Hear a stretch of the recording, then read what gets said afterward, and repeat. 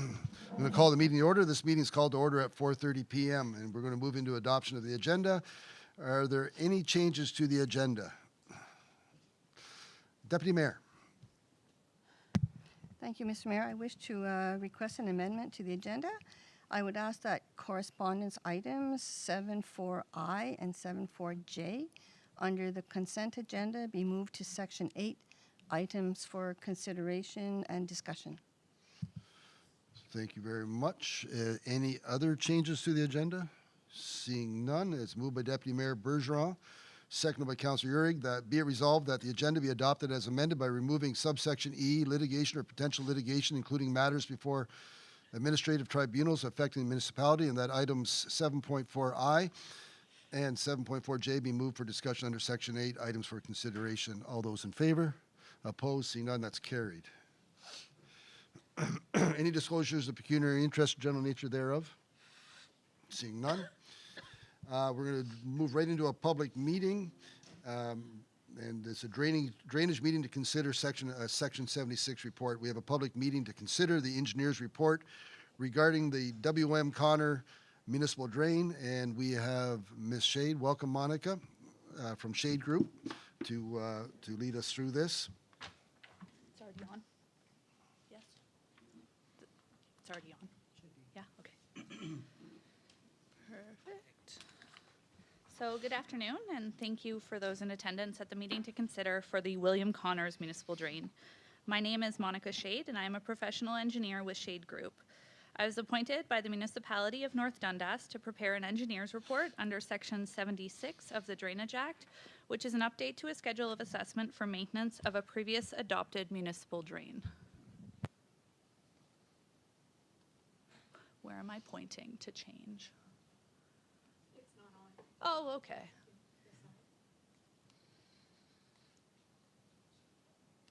It's not doing anything.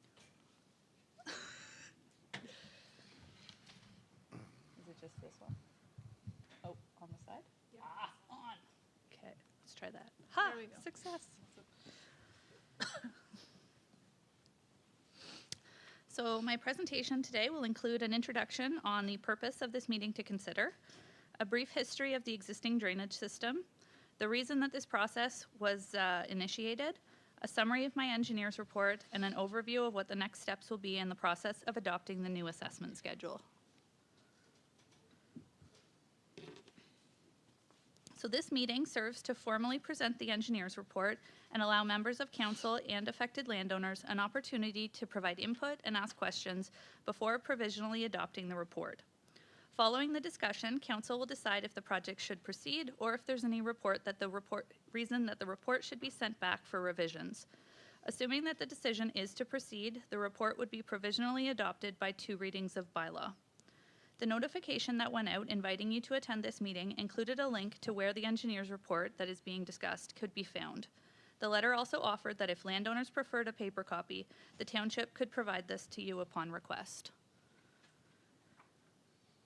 So our update included preparing 2 separate assessment schedules, one for the main drain and one for the Hess branch. The main drain is currently governed by an engineer's report authored by Stidwell and Associates Limited, adopted in 1967.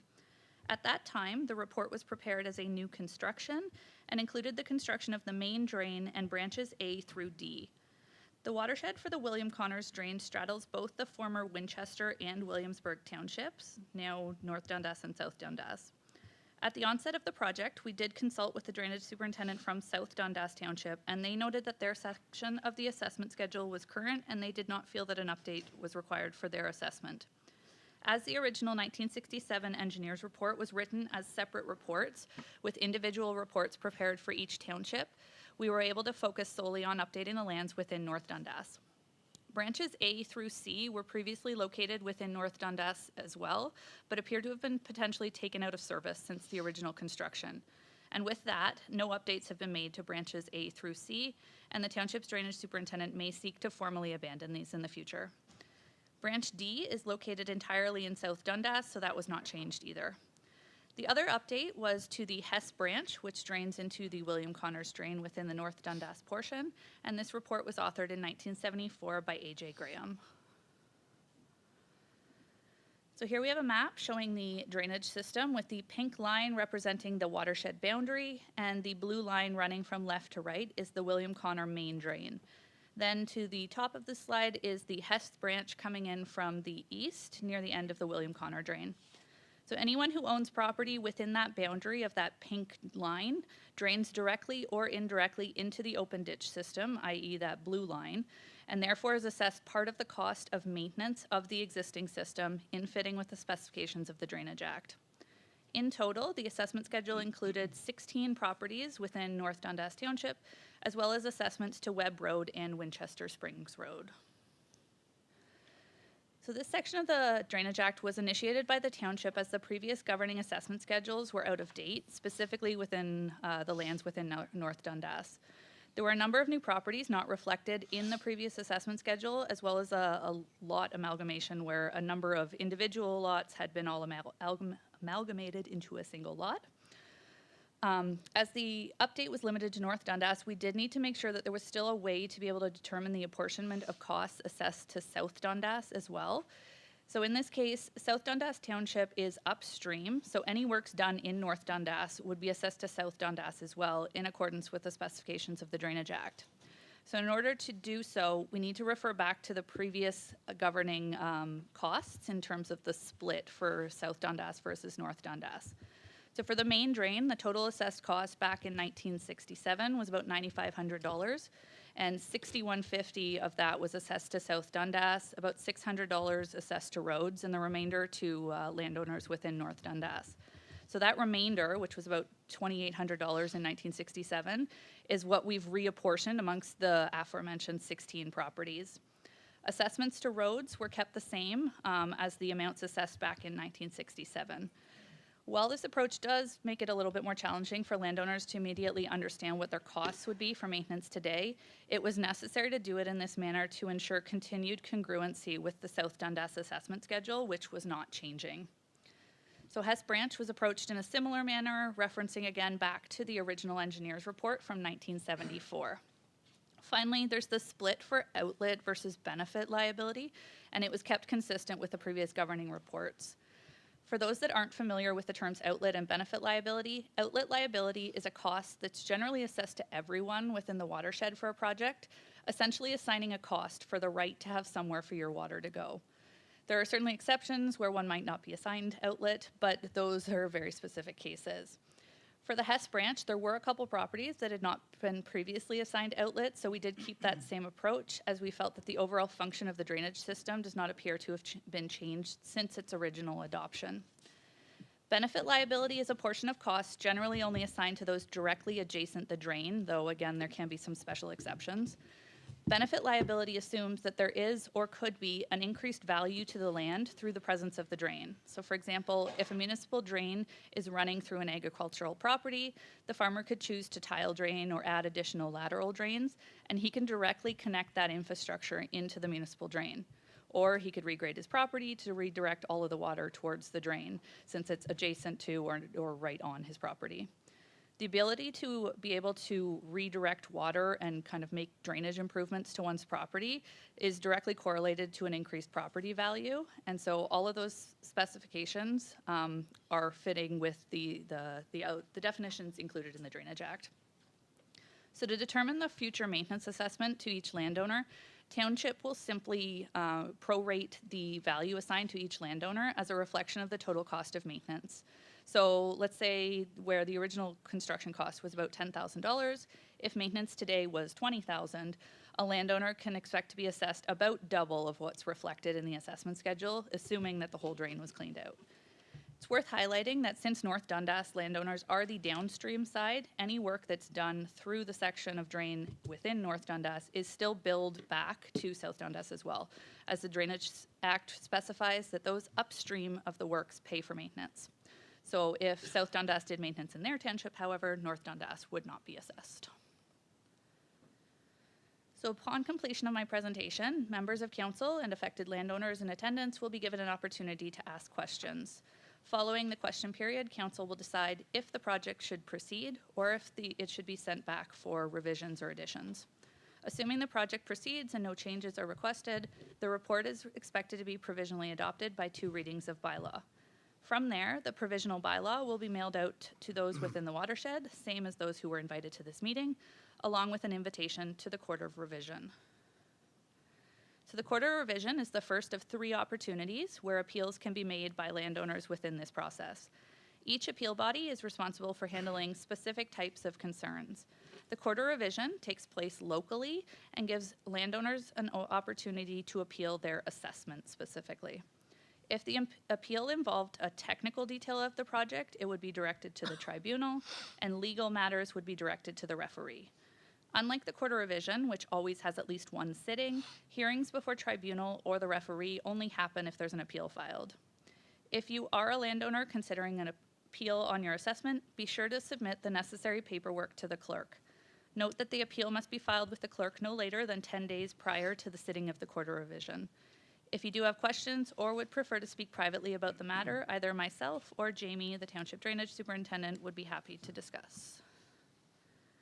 And so that's the conclusion of my formal presentation. If you do have specific questions about your property, such as how your assessment was calculated, feel free to speak with me either after the presentation or reach out to the Township's Drainage Superintendent for my contact information, and we can set up a call to discuss. Stay tuned. Thank you, Ms. Shade, for that. Usually your presentations are larger. That was quick, but I appreciate that as well. So, questions, comments from, we have a few members of the public. I'm guessing some are affected by the new assessment or potentially. So if you have a question, we just need your name and address for the clerk so we can make sure we have everyone's information. Terry Lee Tilley, 12369 Winchester Springs Road. And I guess that's a loaded question in terms of how this affects you. The short answer is we are updating the paperwork to figure out how much of the bill for maintenance goes to each respective landowner. So we're not changing the drainage system. The ditch already exists. The maintenance already, I think, has been done. Physically, nothing's changing. It's just reapportioning costs to make sure that everybody who should be paying is paying.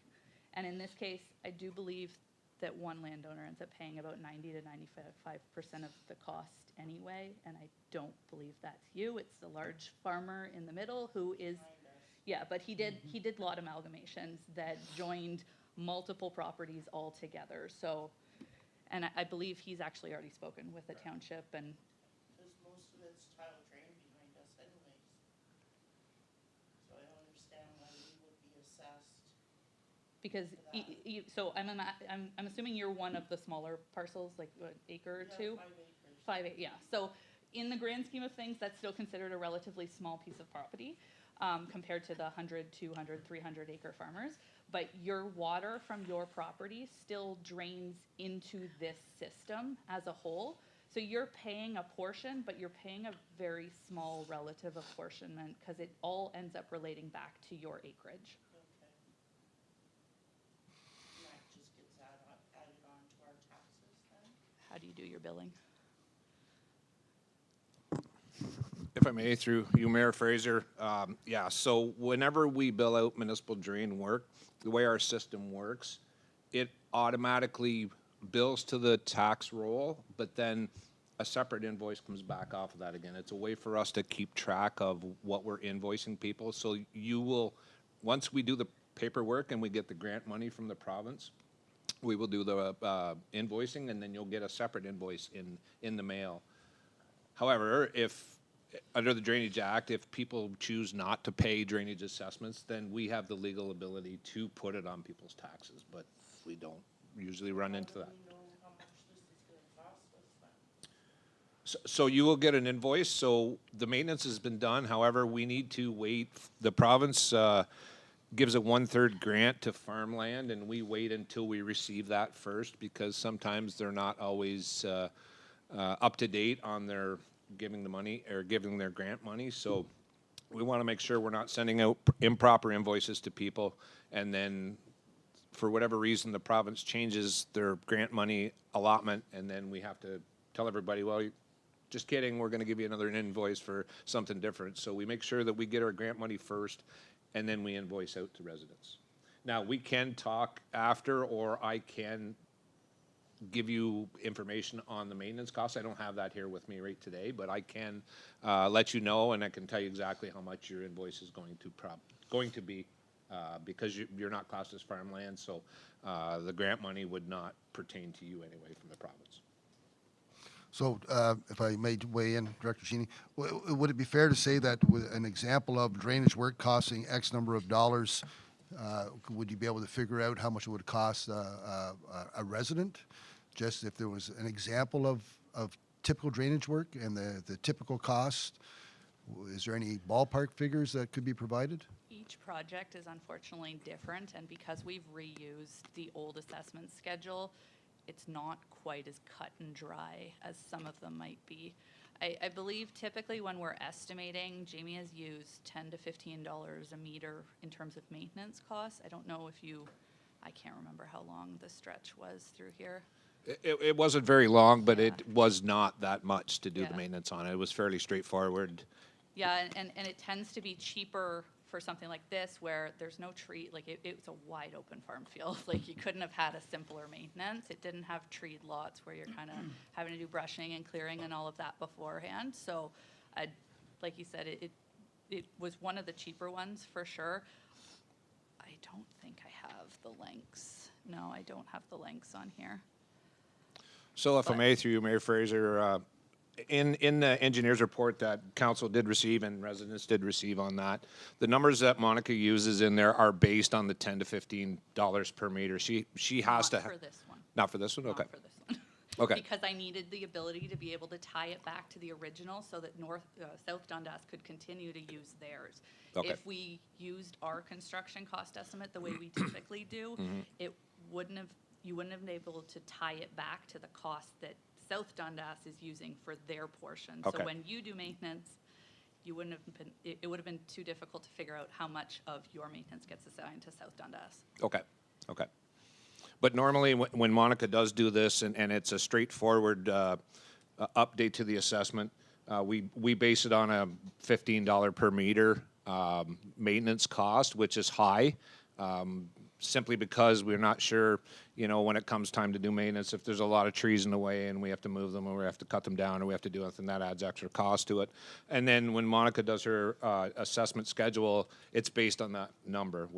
But when we do maintenance, for the most part, it's usually lesser than that. So the number residents see in her engineer's report isn't necessarily what it's going to cost them for that. It all depends on how much we actually invoice out or get invoices from our contractors that do the work. Thank you. I'm sorry, Terry, for taking up your time. If you have other questions? I just confused, because it goes from the beginning of the Springs Road down through our property all the way into the farmer's property.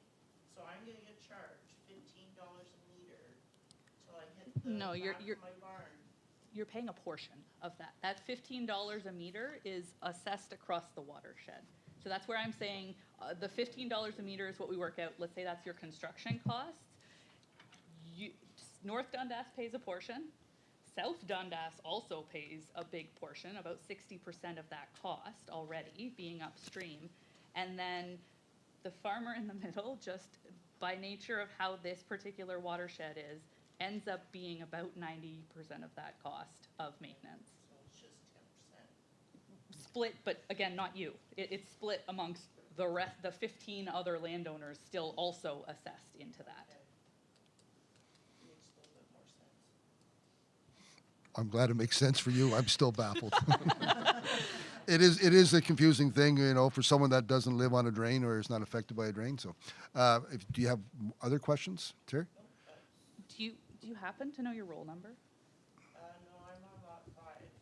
Yeah, I only have so Privacy Act stuff, I'm not given landowner names Oh, and not, sorry. yeah, do you have your roll number there? I do actually. Do you know what are the last 5 digits?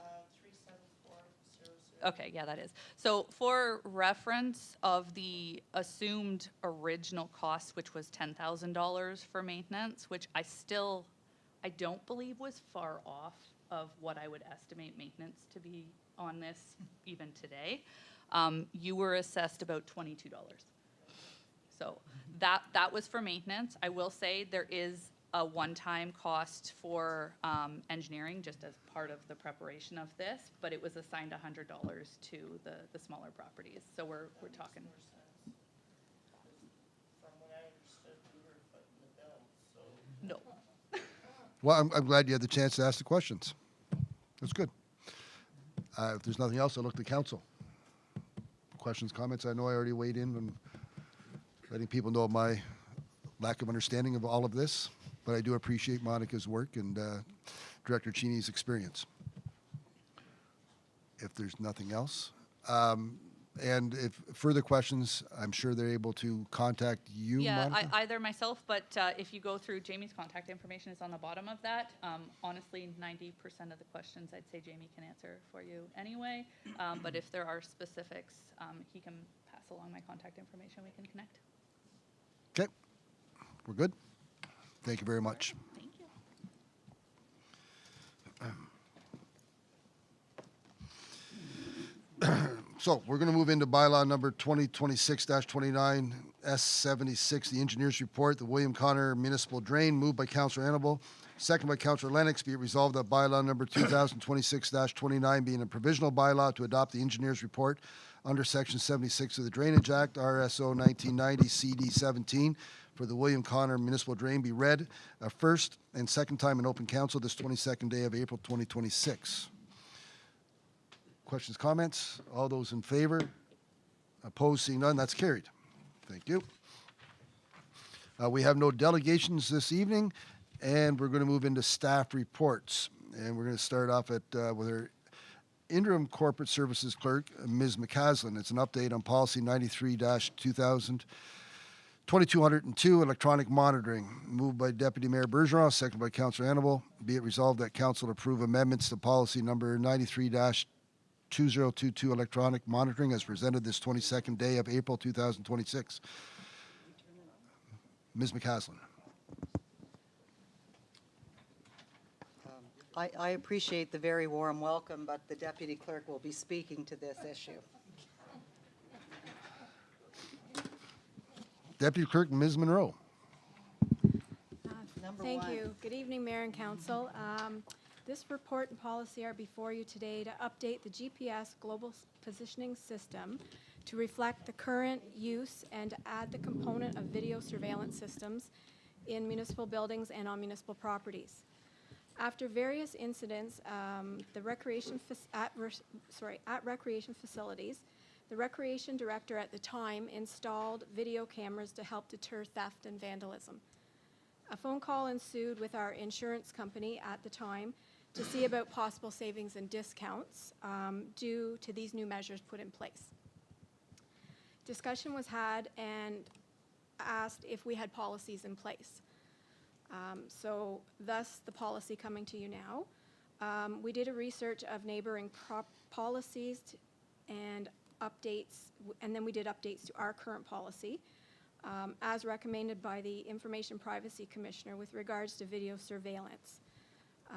There were a few for the GPS, but mainly to add the video surveillance component. This policy has also been reviewed by our legal counsel, Cunningham Swan. Thank you. I can take any questions if there are any. Thank you for that report. Questions, comments? Seeing none. All those in favor? Opposed? Seeing none, that's carried.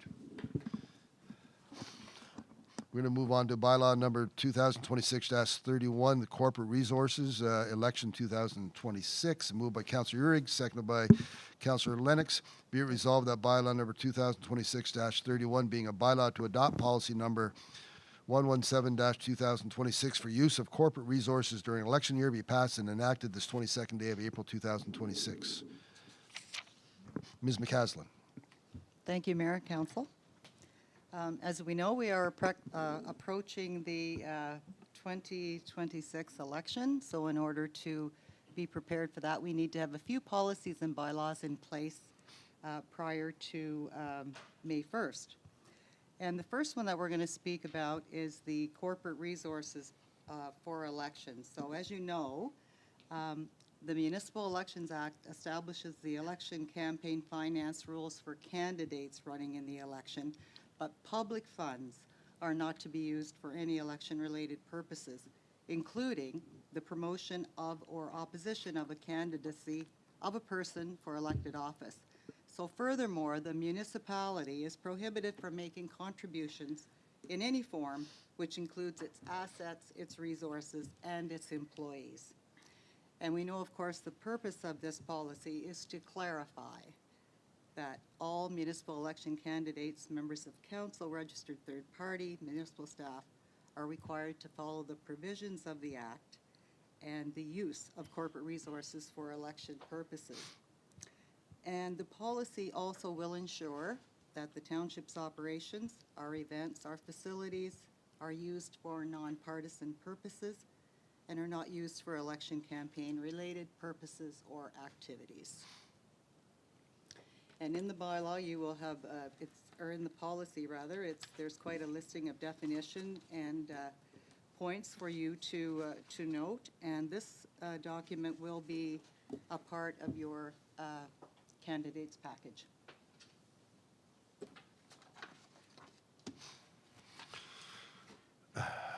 Thank you, Ms. McCaslin. I did, as we all did, have a chance to go over that and refresh our memories on all of the requirements and expectations of people running for a seat on council. And it is good information, and I really do appreciate, I would appreciate, and I will appreciate when those people that are considering refer to that, and if they have any questions, that they be sure to ask those questions, because it can be challenging, and I know for some, and I think of past elections where people weren't able to, didn't understand all of the challenges they faced with some of the things that are required of them, such as standing in front of township signs or in front of our buildings or on the property, and it can cause quite a concern if those concerns are raised. So, saying that, questions, comments from members of council? All those in favor? Opposed? Seeing none, that's carried.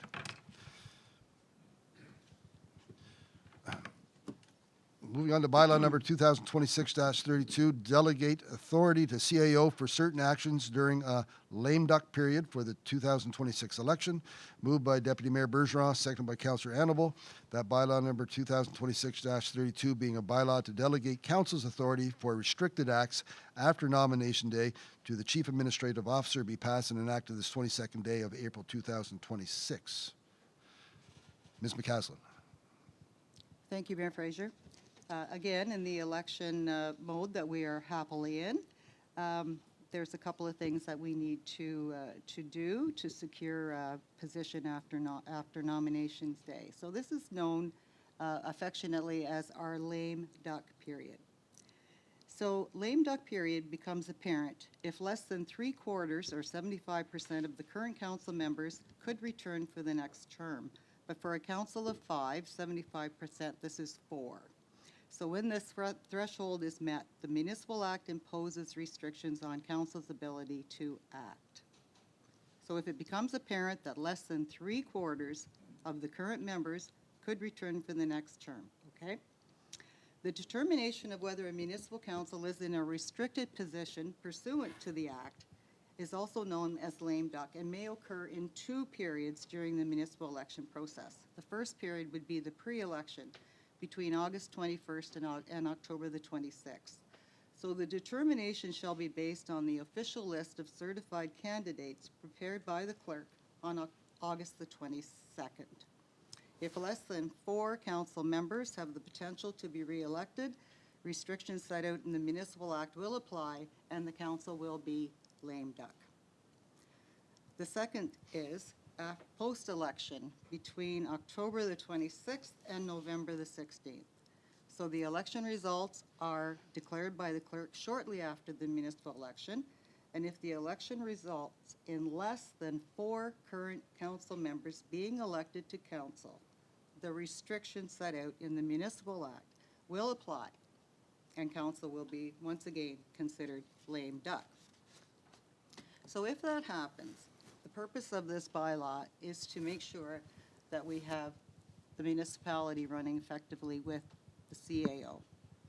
So a brief summary of the provisions as provided are hiring or dismissing municipal employees, appointing or removing officers of the municipality, disposing of municipal property valued at more than $50,000, and incurring any new expenditures or liabilities exceeding $50,000.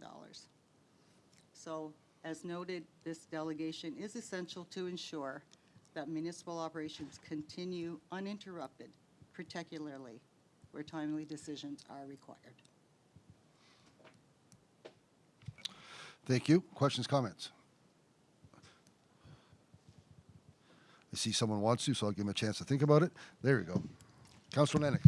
I'll take a quack at this one. So I'm looking at the dollar limits. So the CAO wouldn't be able to go on Facebook Marketplace and purchase a $27 million jet? Okay. Unless she becomes a provincial member. Thank you for the clarification. I do have a comment, and I think, I'm not sure where maybe I was reading the county's presentation or deeper into ours, but I was reading about it. So when it says disposing of or incurring any new expenditures, the things that were budgeted for and take place during the lame duck are not affected by the lame duck. That's correct. Thank you. I should have clarified that. Well, I was just speaking about what I learned. I wasn't pointing anything out to That's you, okay. Madam Clerk. Okay, so if there's no other question, but I did find that interesting that, when people say we can't do anything, we're able to continue doing the things that we agreed to prior to this. And period. that's why we delegate. Right. Okay. If there's no further questions, comments, all those in favor? Opposed? Seeing none, that's carried. Moving on to the Winchester Legion liquor license extension, moved by Councillor Lennox, seconded by Councillor Urick, that council approve the request received from the Winchester Legion to extend their liquor license to include the parking lot for the Steve Hasty Memorial Motorcycle Ride for ALS from 12 p.m. to 8 p.m. on Saturday, June 20th, 2026, and on Friday, July 17th, 2026, from 1 p.m. to 10 p.m. for the centenary anniversary of the Legion, and from 9 a.m. to 10 p.m. on Saturday, August 8th, 2026 for Dairy Fest, and that the clerk be authorized to prepare letters of approval for the Alcohol Gaming Commission of Ontario. Ms. McCaslin. Thank you. So we've received a letter from the Legion requesting these temporary extensions to their liquor license. 3 dates are noted. Their will is to include their parking lot, which has a proposed capacity of 274 people. And the parking lot will be cordoned off with pylons and flags, and measures will be taken to ensure that no alcohol leaves the licensed area. So the 3 extension dates are noted, and as you noted, they are Saturday, June the 20th from 12 to 8, Friday, July 17th from 1 to 10, and of course for Dairy Fest celebrations on August the 8th from 9 a.m. to 10 p.m. And the letters are in your package for your review. Thank you. Questions, comments? Councillor Urick. Well, just a comment, I appreciate how early they've got us these dates, because we have seen this in the past where it's very last minute and they wanted us in, so I appreciate knowing this well in advance, and I do trust that there's quite a few there at the Legion that run quite a tight ship, so I suspect there won't be any issues here. Thank you. Thank you. Thank you for your question. If there's nothing else, all those in favor? Opposed? Seeing none, that's carried. Thank you, Madam Clerk. We're going to move on to Director Pohl. Development Services Bylaw Number 2026-33, Committee of Adjustment Council Member Appointment. Moved by Deputy Mayor Bergeron, seconded by Councillor Lennox. Be it resolved that Bylaw Number 2026-33, being a bylaw to appoint a member of council to the Township of North Dundas Committee of Adjustment, be passed and enacted this 22nd day of April 2026. Director Pohl. Yeah, we have, good afternoon, Mayor Fraser. As you know, we have one member of council on the Committee of Adjustment, and that member must be appointed annually. You can choose amongst yourselves if you want to replace him or continue with Gary. He's willing to stay on the committee. It will be up until the replacements are selected at the new term of council. Usually we go through whenever the new council comes in, appoint the others for a 4-year term. Thank you. Questions, comments from members of council? Seeing none, all Yes, Deputy Mayor. Thank you, Mr. Mayor. I just wondered if Gary, Councillor Annabelle has already agreed to be on for another, until the election. I would. Okay. Enjoy it. Thank you.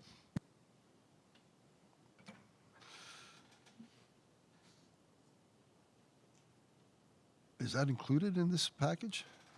Councillor Annabelle's name?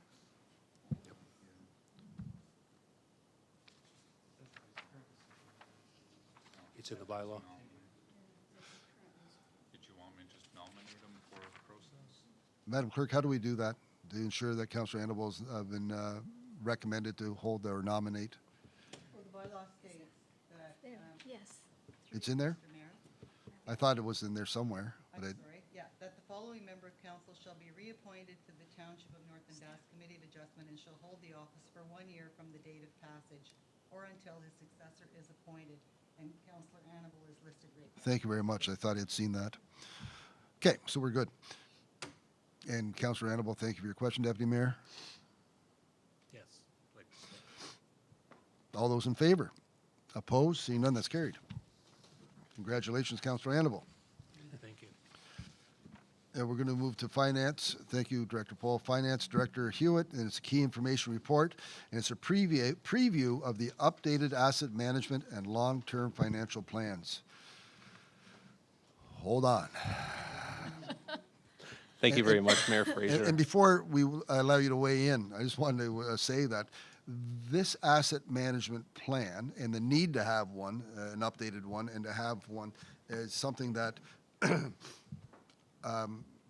whenever I've been fortunate enough to be part of a delegation and other members of council have been part of, provincial ministers and the province expect that if we're going to be seeking support, we have to have all our ducks in a row, if you would, lame duck time, but ducks in a row, so that we prove to the province that we are mindful of our challenges, and an updated asset management plan presented to us and agreed upon it's in some fashion, whenever we do, is absolutely necessary. And the numbers will be shocking, but I'm sure that maybe I'll save that all for later, after your discussion. But nevertheless, Director Hewitt. Thank you, Mayor Fraser. So as you mentioned, we are expecting shortly to have an updated asset management plan, as well as a long-term financial plan and wastewater rate study presented to council. These can be fairly technical documents, and so the purpose of this key information report is just to digest what to expect and some of the key terms in advance of it, so that it makes sense when we receive the information. The two key pieces that come out of the asset management plan, the two key terms are the infrastructure funding gap and the funding target. And so basically what this is the gap is the difference between what a municipality should be spending on average annually to keep up with the renewal of the assets that are due for replacement, and what the municipality is actually spending. And I gave some context in there that for our own source revenue, so setting aside grants and external sources of revenue, it was about $3 million in the 2026 budget that we put towards it. In terms of the funding target and how they establish it, it basically, through the asset management plan, is they take an inventory of everything that the municipality owns from a capital perspective, an updated replacement cost, so not just the historical value, but in today's dollars, and then the best estimate that we have of when it's going to be due for replacement.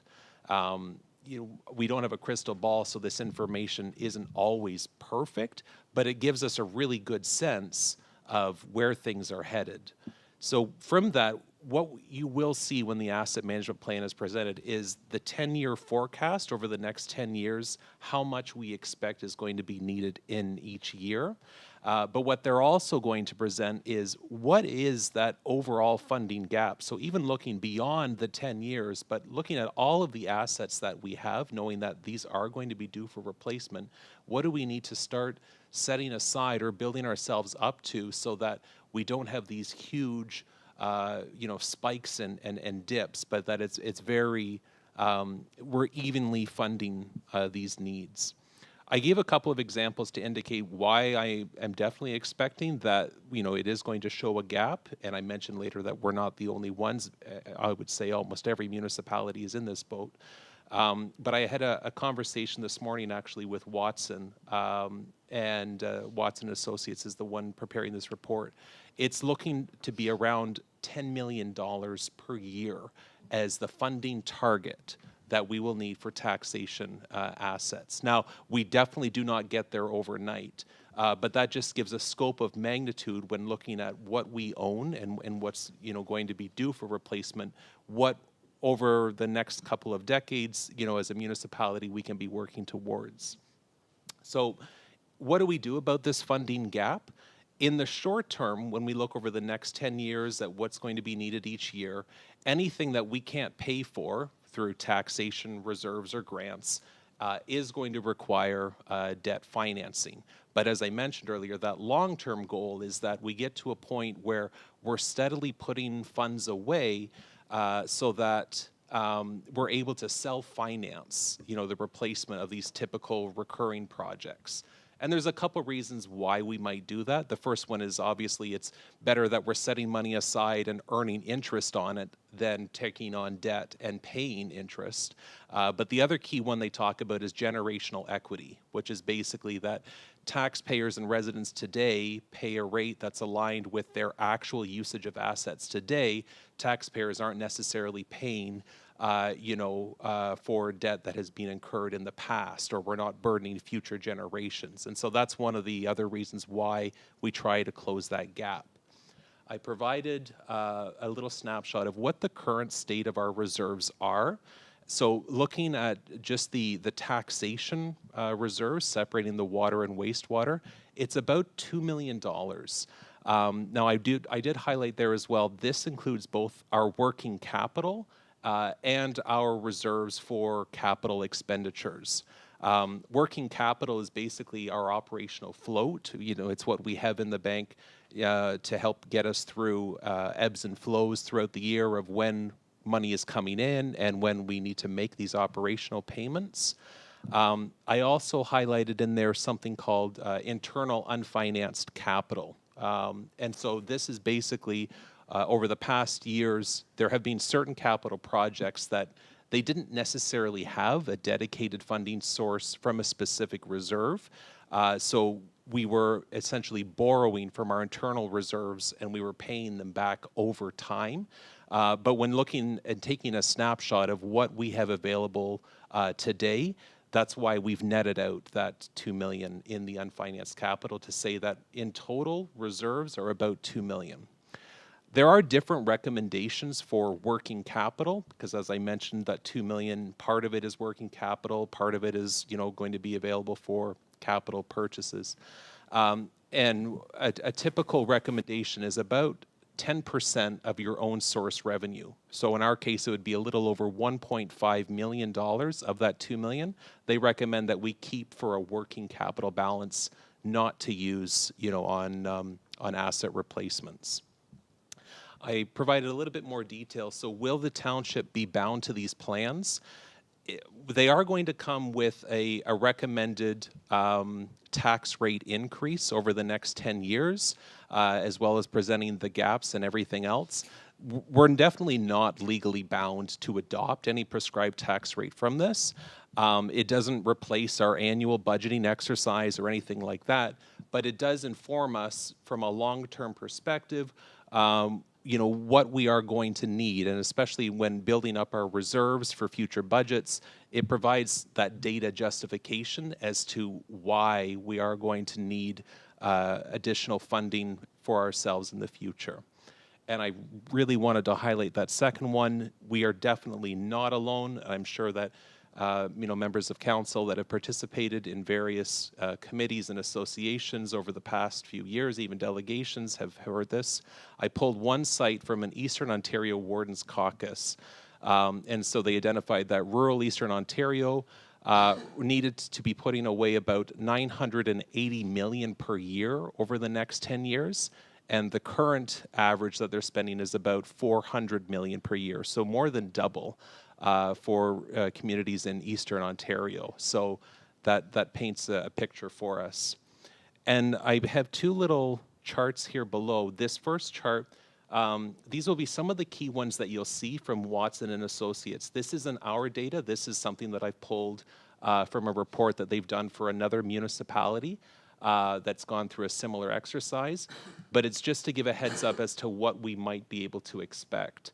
And so you see on the first 2025, that first bar there, they have a larger amount of assets that they forecasted for replacement. This is mainly due to a big backlog, of assets that throughout the budgeting processes, unfortunately, they get dropped, they get put below the line, but it is recognizing, from an asset management plan that they are due for replacement. And you can see the green shaded bar in the background. That is their reserves. So, it requires using their reserves for the first few years until 2028.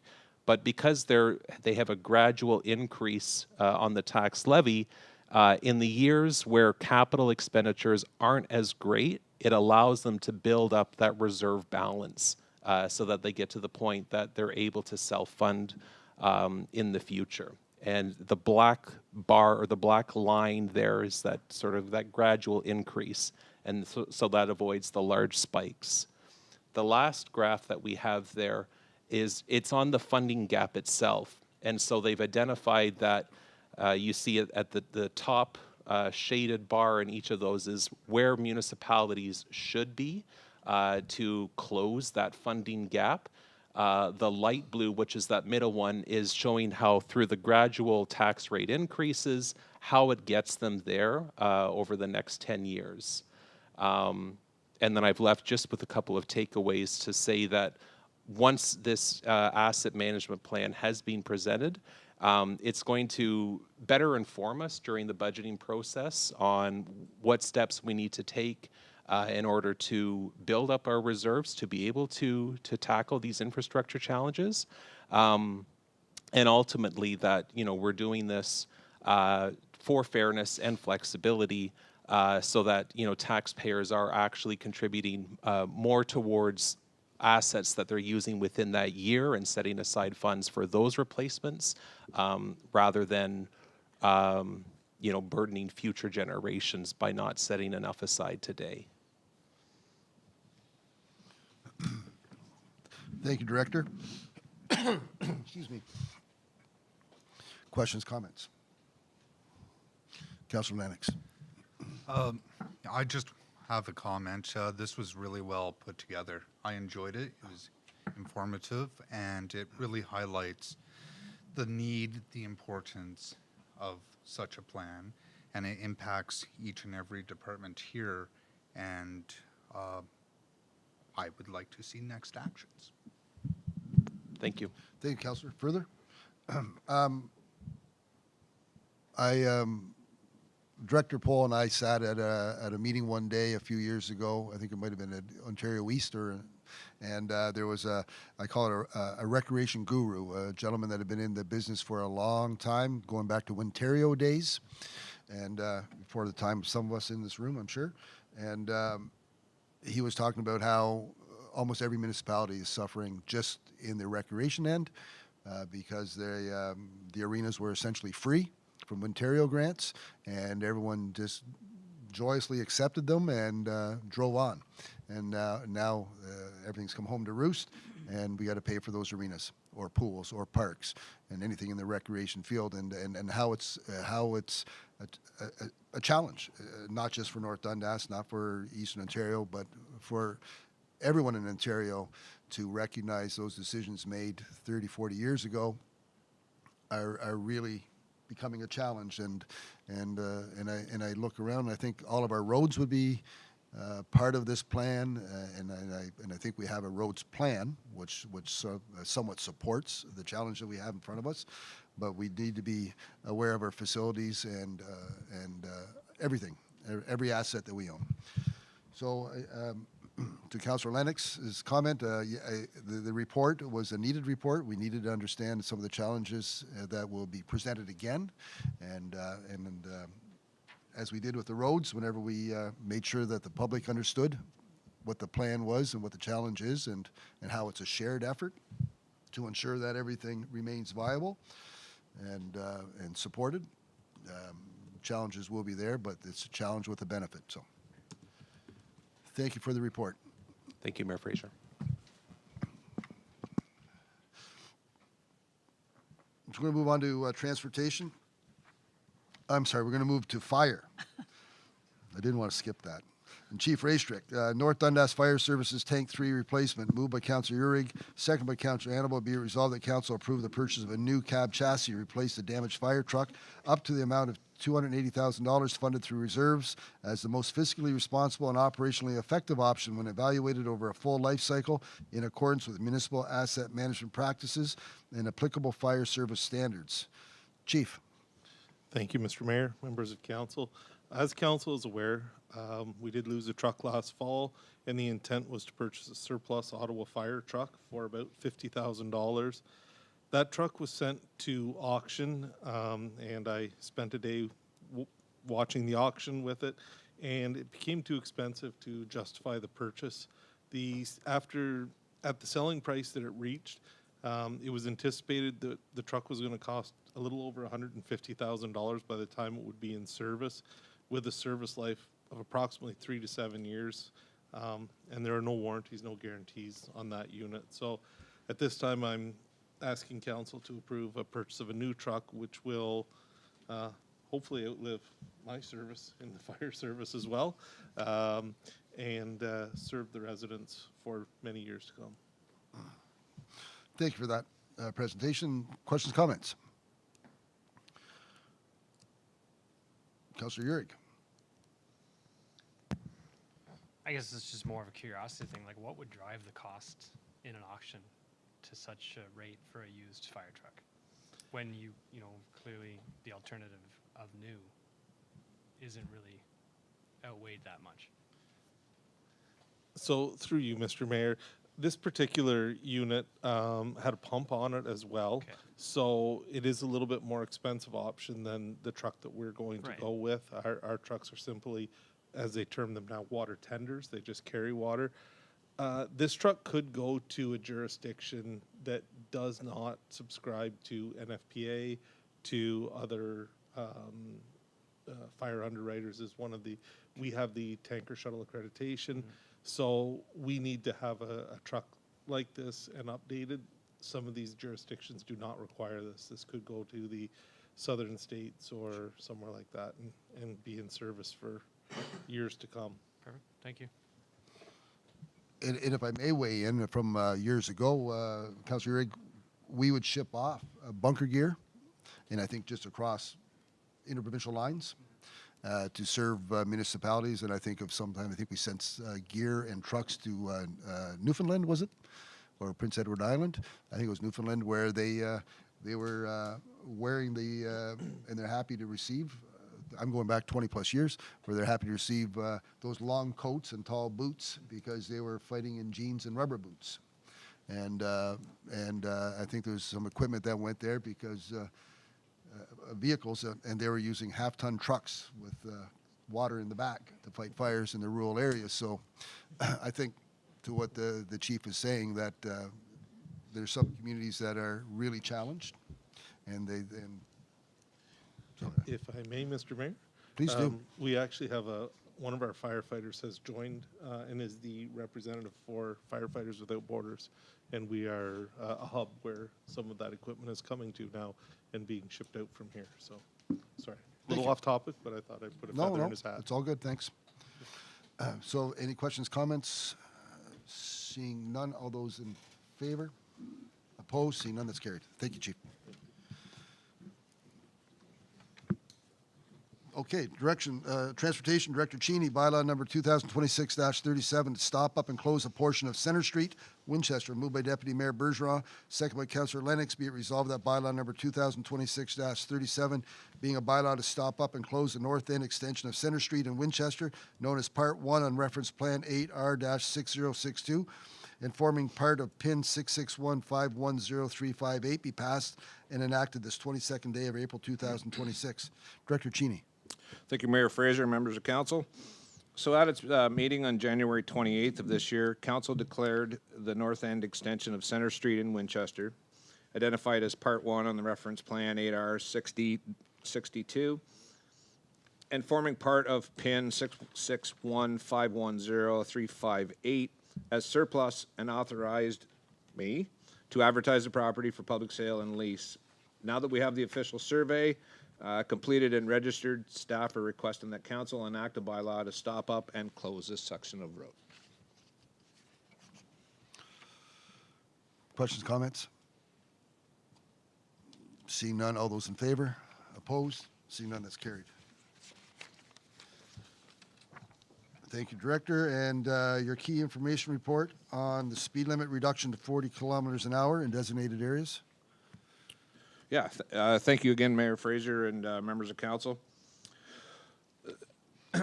So at the February 29th, 2024 council meeting, council approved the implementation of a new speed limit change, a speed limit change reduction to 40 kilometers an hour in the 2024 budget. The practice of adopting bylaws and installing signage on each local roadway is costly and ineffective and doesn't address the problem on a township-wide basis.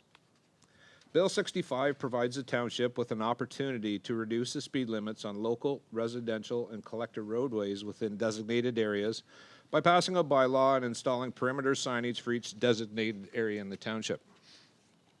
At the August 15th, 2024 council meeting, staff presented maps identifying the proposed locations for new 40-kilometer-an-hour speed limit signs in designated areas for council's review. These maps were also shared with the Transportation Department at SD&G counties for their consideration. SDG counties has since advised that it cannot support the proposed reduction to 40 kilometers an hour, citing the context and complexity of its road network. However, SDG County's Transportation Department is considering the implementation of transition safety zones posted 80 kilometers an hour and 50 kilometers an hour speed limit areas. They will also be reviewing all community safety zones to ensure compliance with provincial standards. Community safety zones are designated road sections, often near schools, parks, and hospitals, aimed at improving public safety through increased traffic enforcement and doubled fines for offenses like speeding. So given that the county's position, the proposed speed limit reduction would apply to township roads only within designated areas. Implementation is estimated to require approximately 88 signs at an estimated cost of $20,000. As the reduction would not apply to SDG county roads, there may be inconsistencies in speed limits across the broader road network, as most of our town and hamlets roads are county roads, the main roads in them. So this may affect driver expectations and the overall effectiveness of the reduced speed limit. So for next steps, staff will proceed based on council's feedback regarding the proposed designated areas and implementation approach. Thank you, Director Cheney. I see Councilor Lennox who would like to weigh in. Not weigh in, but kill some time here. Director Cheney, as we scroll through the images, did you want to give like a 30-word overview of each town, specifically Chesterville, which is a problematic area that I'm sure you're well aware of? Great. Thank you. Absolutely. Through you, Mayor Fraser, to Councilor Lennox. So Chesterville. Yeah, so it was originally that we were going to put 40-kilometer-an-hour zones on all the county roads outside of town in Chesterville. However, because the counties will not support that, now, as you see, all the red dots, that's where the 40-kilometer-an-hour zone signs would have to be. So we'd have to sign every street off of the county roads within the village of Chesterville, as well as all the other villages and hamlets that we have here, in order to be compliant throughout the township. So you can see there's quite a few red dots there. I don't know off the top of my head. Actually, it's 21. We do have a... So we're looking at 21 signs just for the village of Chesterville alone. So with that, and with the, what I was talking about, the counties are looking at their community safety zones. There is a school zone in Chesterville that they are going to be looking at. Now, There has been no more information brought forward to staff here at the township of what they found or what the findings are of that, but I'm sure at some point in time, once they complete their assessment, then we'll know from there what's going to happen. No, that was a great response. Thank you, Director Cheney. Thank you, Councillor. Other Deputy Mayor. Okay, so I want to try and make this clear. So the County Road 7 that goes through, or the main street through Chesterville, that would still have to stay 50 kilometers an hour? Correct. Okay, so that makes everything confusing. My personal opinion is, at this time, I'm not keen on spending $20,000 on signs. I mean, it would be nice if the speed limits were lower. People speed, they just speed everywhere. But one factor is the county decision, plus the cost of the signs. I would prefer to put this on hold or wait till later. Thank you for your thought. Further thoughts? Councillor Urick? Yeah, what a just mess of a situation. I'm genuinely, frankly, not in favor of such a mishmash of 40, 50. Like, what is it, right? That's insane. So I think really at this point, it would behoove us as a municipal lower tier council to keep putting some level of pressure on the upper tier to actually enact these review of community safety zones. I think that's the best course forward at this point.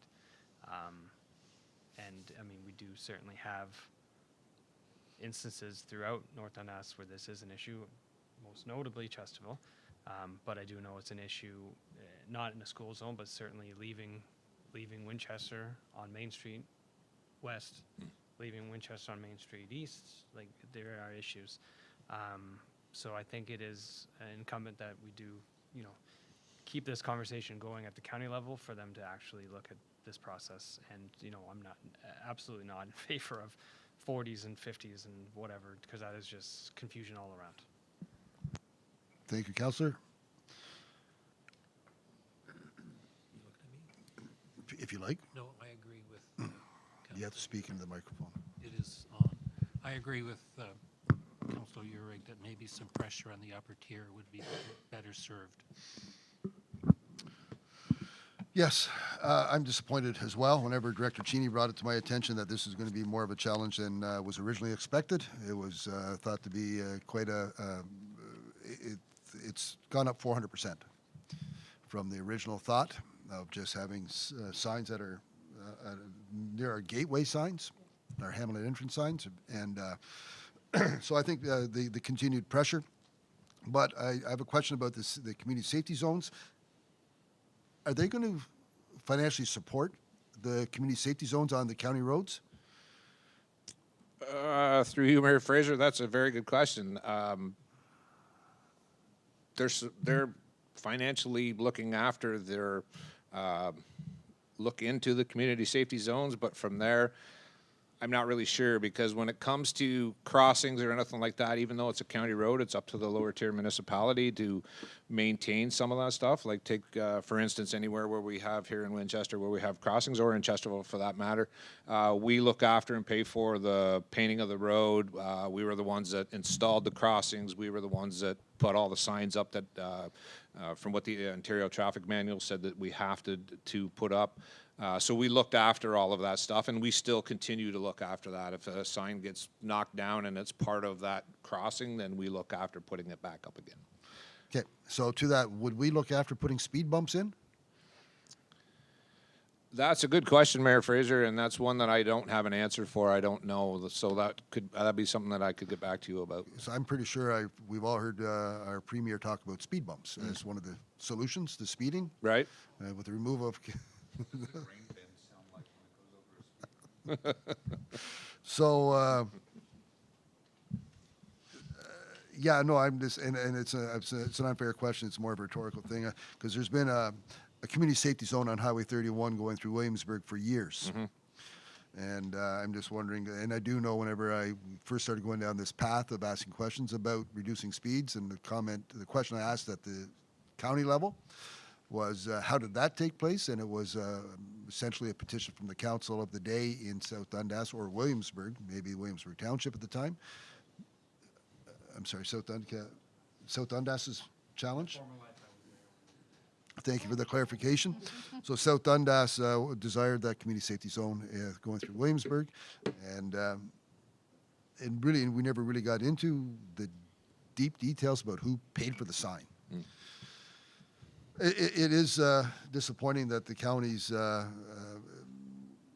don't see this as a universal challenge right across SDG for every village and hamlet, and the challenge is on us to continue the conversation, because unless we put money in reserves for future years, but maybe that's the answer. We put money aside every year to meet the challenge of ensuring safety for our residents and pedestrians, or our residents. So that's something I have to think. But the challenge for county council is to continue the push and gather support from other councillors. Councillor Urick. I guess just comment you made, Director Cheney, just kind of sparked another thought in my mind. But how can they claim context complexity of their road network when we end up paying for it anyway? I don't understand. Like, I get it. It's their road network, and this is a loaded question. I'm not expecting an answer, and I'm not putting you on the spot for an answer, but it really boggles the mind to claim complexity of their road network when we end up footing the bill anyway, for what safety measures are currently in place.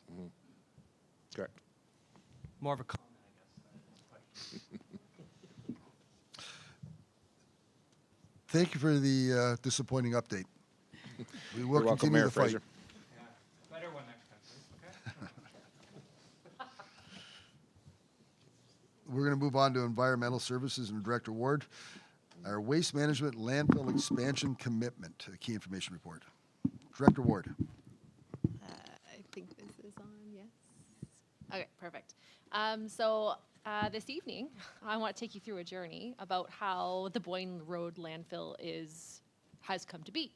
I think through you, Mayor Fraser, that council is well aware that this has been a hot topic item for many years.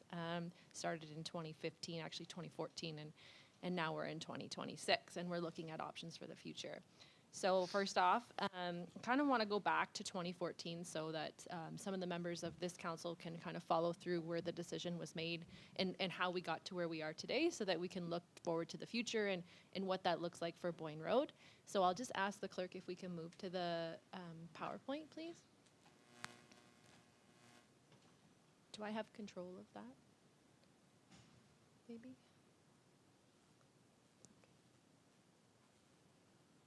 We're good? Okay. So in 2014, the site was determined to have exceeded its capacity. And what that essentially means is there was too much garbage at the landfill. Our landfill, the old DCA, it was based on volume. So volume scans are completed every year, and it's essentially just a survey that goes over top the landfill, determines where the high spots are, the low spots are, and does a calculation to determine if we're at exceeded capacity or not.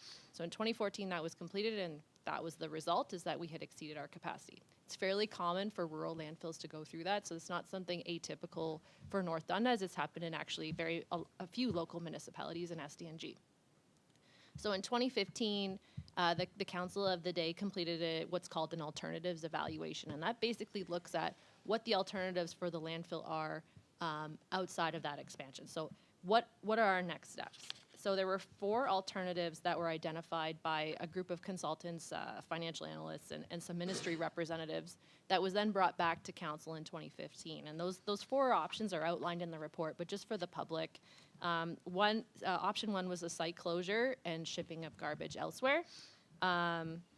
Option 2 was the landfill site expansion, and then option 3, the establishment of a new landfill, and option 4 for people who are very keen on new innovation and technologies, the alternative to waste management, incineration, or waste from energy was also considered.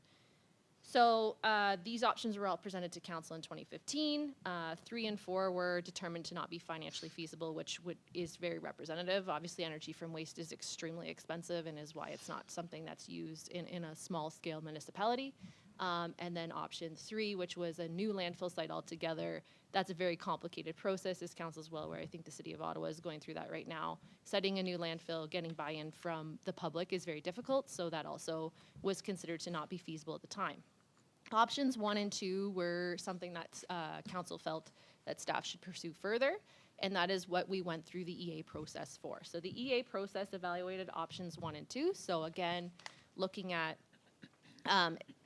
basically closing Boyne Road landfill and exporting the waste to a secondary facility, and option 2 of beginning an expansion at Boyne Road landfill. So the slide that's in front of you right now is kind of just a timeline of where we are. So that little story I gave you got us to the selection of the option. So the selection of the option that council chose was to continue to expand Boyne Road landfill. So that was determined to be the most cost efficient at the time. And in the council report that was attached to this slide deck was a presentation of what was given to council in terms of costs in 2015 values. So as council can imagine, those values, and you will see, have increased since that time. Obviously, it's been 11 years since we did that financial analysis. So moving forward, council is aware the completion of the EA was done in 2025 and then basically awarded. So our ECA has been approved by the ministry. You guys were made aware of that last year. And we've moved forward with next steps. So we're kind of at bullet 3 now, so I'll just kind of, I don't know if you can go to the next. I don't have control of the, sorry. So now we're looking at the approved expansion design. So there's some good news on this side and maybe some bad news. So this is the approved expansion design that we now have moving forward. So there's 4 new phases. Phase 1 is on top of the existing landfill. Okay, so if you look towards the south side of our landfill, that is where phase 1 is. So right on top of the existing, it's called what we call a vertical expansion. And then phase 2, 3, and 4 are our horizontal expansion, which is going further to the south in the land that council had cleared last year.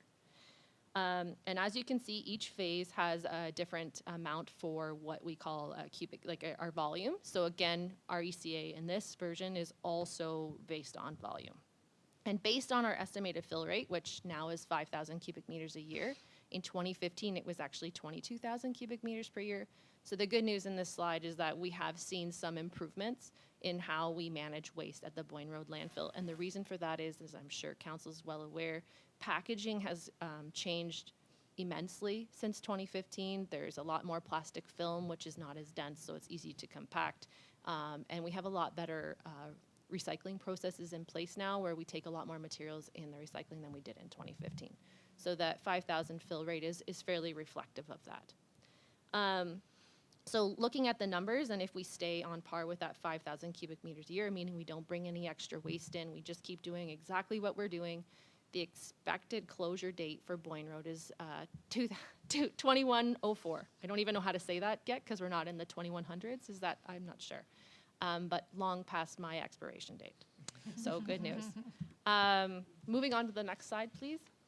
So there, as part of the expansion, there's obviously some significant upcoming projects. And Director Hewitt did explain about some of the financial reviews that we're doing. And what I wanted to do is bring this to council so that you're aware, too, of some of the commitments that'll be upcoming for this project. So that when we look at the asset management plan, you understand where the numbers are coming from. So phase 1 of the landfill expansion doesn't actually have any costs associated with. So like I said, there's some good news and some bad news.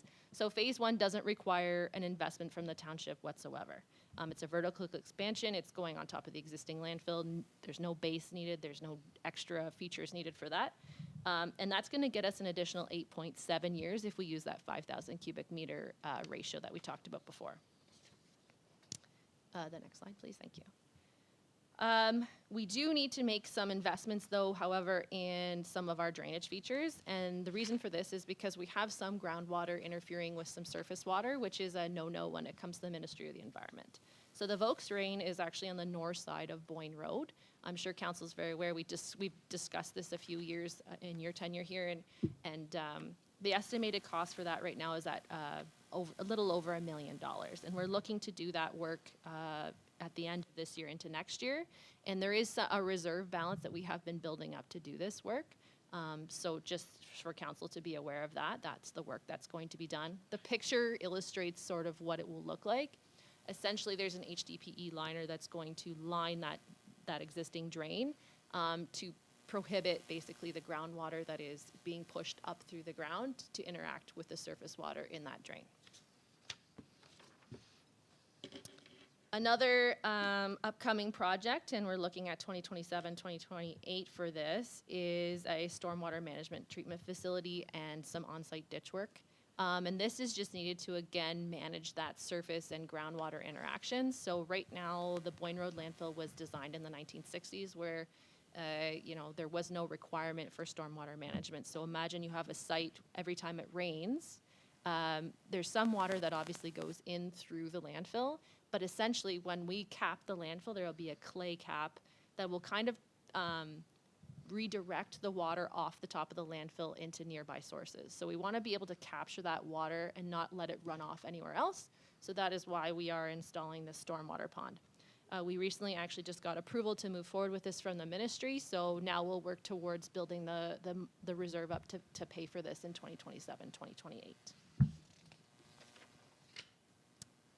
Perfect, thank you, Leanne. There's also a small amount that 2027, 2028, again, for the construction of the perimeter ditch. And this is to, again, capture surface water, but this surface ditch is designed to handle surface water from the expansion that is horizontal. So going to the south again, so that's phase 2, 3, and 4. This surface ditch will capture the anticipated surface water drainage from those phases and then connect it right into that stormwater pond. And then we also, this council is well aware of contamination attenuation zones. So as you expand your landfill footprint, so again, these commitments don't need to be made until 5 years before we basically expand horizontally. So we need to procure some groundwater rights to ensure that the landfill footprint captures the area where it could potentially be affecting the groundwater. So that's what that is looking at there. And again, this cost is over a 5-year period as well. So 2028 to 2033. So that's how that would work. And that's how we would budget for it as well. And then we're looking further into the future. So phase 2, so we're at 2034 now for councils, just to see where we're at in time here. So this is the first horizontal expansion component. So this is about a little over $1 million, and essentially the cost for that is because we have to remove about 3 feet of the existing base. So council's probably aware that the base there is similar to a peat bog, not really good for us to build a landfill on. So removing about 3 feet and then filling it back with sand. So the largest cost to this is actually the sand component. So that's why it's so expensive. So again, that cost is it will occur in 2034, and then we'll be able to build that base, and hopefully in 2035 we'll be able to begin landfilling there, so that everything is kind of a year before, so we have a year to do the construction and then move forward with the actual placement of waste. So next steps, so tonight I'm not looking for council to make any decisions, not looking for them to have any hard discussions, just really wanted to get in front of council to let you know kind of where the landfill is at right now and where we're going. Director Hewitt will be bringing back an asset management report, which will show council where the landfill falls in the asset management category. But, I just wanted to present to council what some of those big ticket items are coming up and what that looks like over time to help you kind of understand the asset management plan that's coming forward shortly. One of the other items that Director Hewitt's also bringing is our long-term financial plan, which will help us better understand how to budget for the expansion without hopefully taking on a significant amount of debt, because it's a landfill and it's a liability, and it's not the best practice to take on debt for those things. So there are some recommendations in my report if council wants to mull over and discuss with me at a future meeting, or if you'd like to make recommendations tonight for me to bring back at a future meeting after Director Hewitt presents those reports, we can, about looking at options also for looking at how we can fund things in the future. So I'll leave it at that, Mayor, and then if you have any questions, I'd be happy to answer them. Thank you very much, Director Ward. Questions, comments, thoughts? Councillor Lennox, and then Councillor Urick. Oh, I didn't see the Deputy Mayor. I'm sorry, Councillor Lennox. Deputy Mayor. Thank you, Mr. Mayor. Thinking of the long-range plan, and you have here the current fees that people are charged, I would personally like to see those fees increased. They're extremely low, and I think we could get some income with that. And I also had a question. I think we are going to put in gates because, you know, this landfill site is for the people of North Dundas. And there's a lot of communities around us that don't have their landfill site, and I'm sure want to come to our landfill to get rid of stuff that they don't want. And do we have I can't remember, do we have a way to know who's not from the community, and are they being charged more Yeah. for the use of the landfill? So through you, Mayor, our ECA actually doesn't allow us to accept waste outside of the Township of North Dundas limits. So when a load comes in, unless they have a pre-existing account, so there are some contractors who have accounts and they do work in North Dundas, so sometimes they don't stop at the gate. All other individuals have to stop at the gate, and they are asked when they deposit waste where it's coming from, and then they generally provide an address. Those that say an address that's not within North Dundas are turned away, and we actually have to report that in our annual report to the ministry about how many people we turn away. And I do think the feedback from the ministry is because they want to understand where waste is moving in Ontario, because North Dundas is one of 7 landfill expansions that's been approved in the last 16 years. So there's very minimal landfill space left. So we do keep track of those things. And then to your point about the gates, through you, Mayor, again, is we have, that was in the capital budget this year, and we will be moving forward with installing some later this year. Councillor Urick. I guess more it's curiosity on my part in terms of, like, I understand all this anticipated expenditure and everything and the planning and ramping up for it and everything like that, but are there kind of contingencies built in, you know, if we were to see, and I kind of, it's really not to the same level, but we did see the province make a major swing in recycling and the collection of recycling and what we could and couldn't bring in, what we could and couldn't keep on site, where it went, everything like that. If suddenly a government of the day says, hey, we don't like the landfill models anymore, where does that leave us as a municipality, planning, preparing, expecting 2104 for it to be closed, et cetera, et cetera? I guess just more of, from that perspective, really thinking super long term, what are the, if any, current contingencies, and what is that, I guess, something we keep in mind and consider going forward as you're doing all this work, which has evidently been going on, and not just by you, but in your department since 2014, 2015. Mm-hmm. So through you, Mayor, when we look at waste planning, we try to do at least a 5 to 10 year window. Mm-hmm. So, and the reason why we try to do that is because 1, we want to ensure we have the volume to accept, mm-hmm. and 2, we want to ensure that we aren't doing things at the last minute because it becomes very expensive. Mm-hmm. To your point about if the province were to change the way landfills are managed, and to your point, they have recently done that. Mm-hmm. Approvals have changed significantly since 2014. I wish that would have happened, and you wouldn't have had to go through that. But essentially, that's why we do it in phases. Mm-hmm. So I would never recommend to council that we go ahead and we build all 4 phases, sure, because you never know what could happen, right? So phase 1 is a good stepping stone because it doesn't really require any further investment or any infrastructure. The stormwater pond and the Volks drain are separate, and those are, mm-hmm, things you would have had to do regardless of, yep, your expansion, of course, to meet environmental regulations. Yep. But you're essentially, phase 1 is a no risk. Mm-hmm. Once you start building your base, like, so phase 2 obviously would be limited to the phase 2 footprint, and then we would continue on. And that's how we sort of plan. Yep. Some of the phases you'll note, though, are like they're very long. Yes.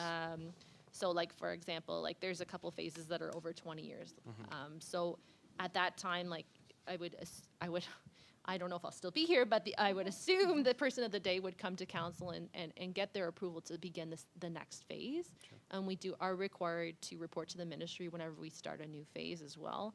So I would assume that the staff of the day would come back to that council and say, you know, we are reaching capacity of phase 2, for example. Is council prepared to make the investment to move forward with phase 3? And I think maybe I should have been clear when I was talking about the financial capacity that I don't think we're looking for you to commit to all 4 phases of the landfill. I think we're just looking to tell you, like, if this is the direction you'd like to take, these are the future costs, but you're not committed to all 4 phases. You are committed to phase 1 at this point because it's 2026 and we are looking to start in July. No, it's more projections, I realize. Yeah, so that's pretty much where we're at.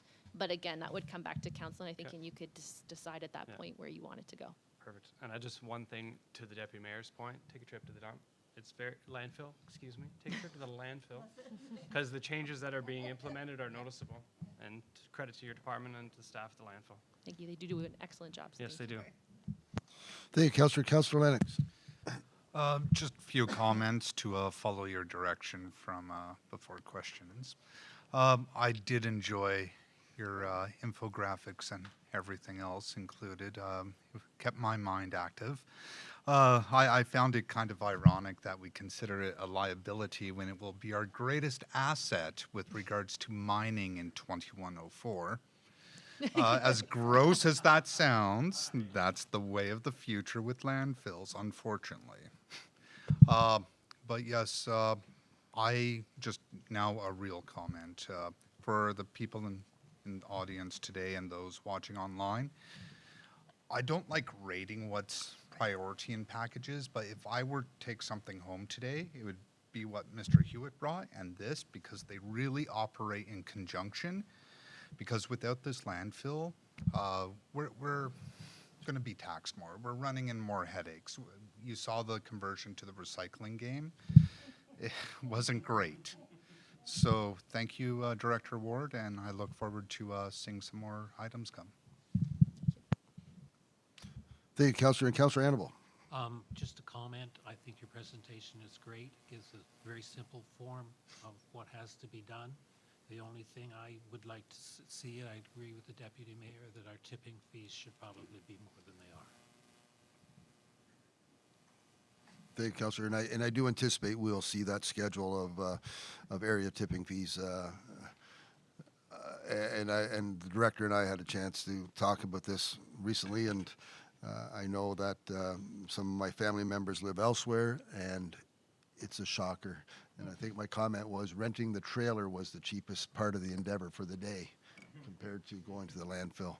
So we do have recognized the value of our asset, and it needs to be looked after to the Deputy Mayor and all of the comments about the tipping fees. We have been very, very lenient on that, and considering, as we saw, the expenses incurred and needed to be collected. So thank you, Director. That was an excellent report. It really outlines the challenges. It is a day of understanding challenges, so thank you for continuing in that vein.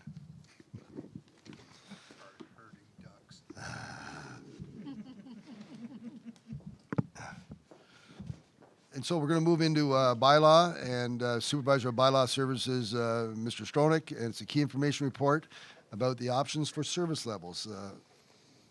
Mr. CBO. Thank you, Mr. Mayor, members of council. And just as a side, I can remember fondly those Newfoundland firefighters stomping around in jeans and long boots. Quite a thing to see. Okay, so tonight we're just looking at key information report regarding everybody's favorite subject, bylaw. It's an important thing. We haven't done this since I started, so this is an opportunity to kind of get in front of you and discuss some of the things that are going on and some of the challenges regarding bylaw. So this report here, this is kind of just presenting our current state, where we're at. This is a discussion to kind of see what type of service level council is looking for in relation to bylaw services. So I'm not going to go word for word through it, but I will kind of touch on a few things. So a little bit of the background there. There's a couple bylaws that are, I don't want to say more important than others, but require a different level of service. The top one there is the Dog Owners Liability Act. This is a provincial legislation. This is obviously to deal with dangerous dogs in particular, so this is separate from dog bylaw in general. Next on the list is kind of property standards bylaws. This is something that municipalities pass to deal with the state of people's buildings in particular on their properties, but then property more generally. This is something that if a council wishes to adopt, then they are required to enforce. The way it's enforced is what we discuss in option levels. One of the things about property standards bylaw is it requires the establishment of a property standards committee. I don't know that that's been updated for some years. Councillor Annabelle is on that committee. If he knows that or not, I'm not sure if he is.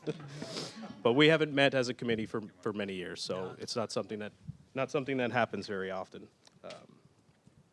And then, of course, there's other local bylaws: noise, parking, clean yards. These are more discretionary types of bylaws, things that aren't, they're not as dangerous or as effective on the health and safety of people. So these are things that, for the public that may be listening, these are things that take a little bit longer to address because there's not necessarily an urgency behind it, but they're important nonetheless. So our current state, we're complaint-driven model primarily. We have limited proactive complaints. So some of this will be tall grass. Year after year, we have the same properties that we're going back for tall grass. So we don't wait for a complaint on those. We just do it. It helps us speed things up. Other things would be winter parking is another one we will proactively enforce and try to get ahead in relationship with the roads department, try and get that sorted before it becomes a problem. Annual caseload is approximately 250 complaints per year, and we have about a 55 to 60% resolution by the year end. This is pretty standard. Some things just take much longer, and a lot of the times it'll have to do with a complaint is just, we've talked to them, how are things going, we'll come back in a few months. So there's a little bit of a delay on how some of these are resolved. So, but we don't usually have complaints last more than 2 years. It's just the way it works. Animal control services is a big one. This was delivered primarily through a contractor who has since passed away.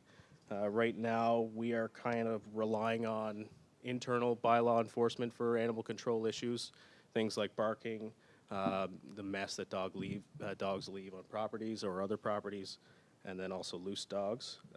It's kind of a mix. The public is doing a really good job on taking care of loose dogs in particular, and then we take care of the more nuisance complaints like barking and attacks. I'd like to draw your attention to that graph. If you could just go back up there, or the chart there. It's a little hard to see here, but this is something we implemented recently. So this is a online form. So we never used to do this. And then last year kind of implemented this so that we can get better data and help track where are the complaints coming from, how are we using our time, what are kind of the things that drag on. I'd like to bring your attention to the main bulk of our complaints are actually dog-related complaints. 58 out of the, I think in this there's only 179, but we implemented it halfway through the year. Dogs eat up a lot of the complaint time and eat up a lot of the resources, mainly because obviously if it's a dog thing, then it's usually pretty sensitive and people demand action quickly and we have to look into them. So there's a lot of repeated offenders as well with dogs. Service delivery, so the way that service is supported right now, currently we have one senior enforcement officer. He's responsible for the intake and investigation and enforcement of bylaws generally. And then myself as a supervisor, I provide oversight and operational support. But currently I've estimated about 40% of my time is actually going towards bylaw related issues. And this is a combination of things that are kind of repeat issues that are escalating that we're not able to get a handle on because the complaint is getting a little bit away from us. And what I mean by that is a lot of times we're not able to do the things the public are hoping for us to do. And usually that has to do with some kind of legal ramification. So if we escalate it to a legal proceeding, that thing takes forever. And so I've had to step in a little bit more than I think past supervisor bylaws would have, just to kind of help offset some of that. So the way I frame this, the structure reflects a shared resource model rather than a fully dedicated bylaw. So what that means is, in my capacity as the chief building official, I'm at a 60-40 split between building and bylaw.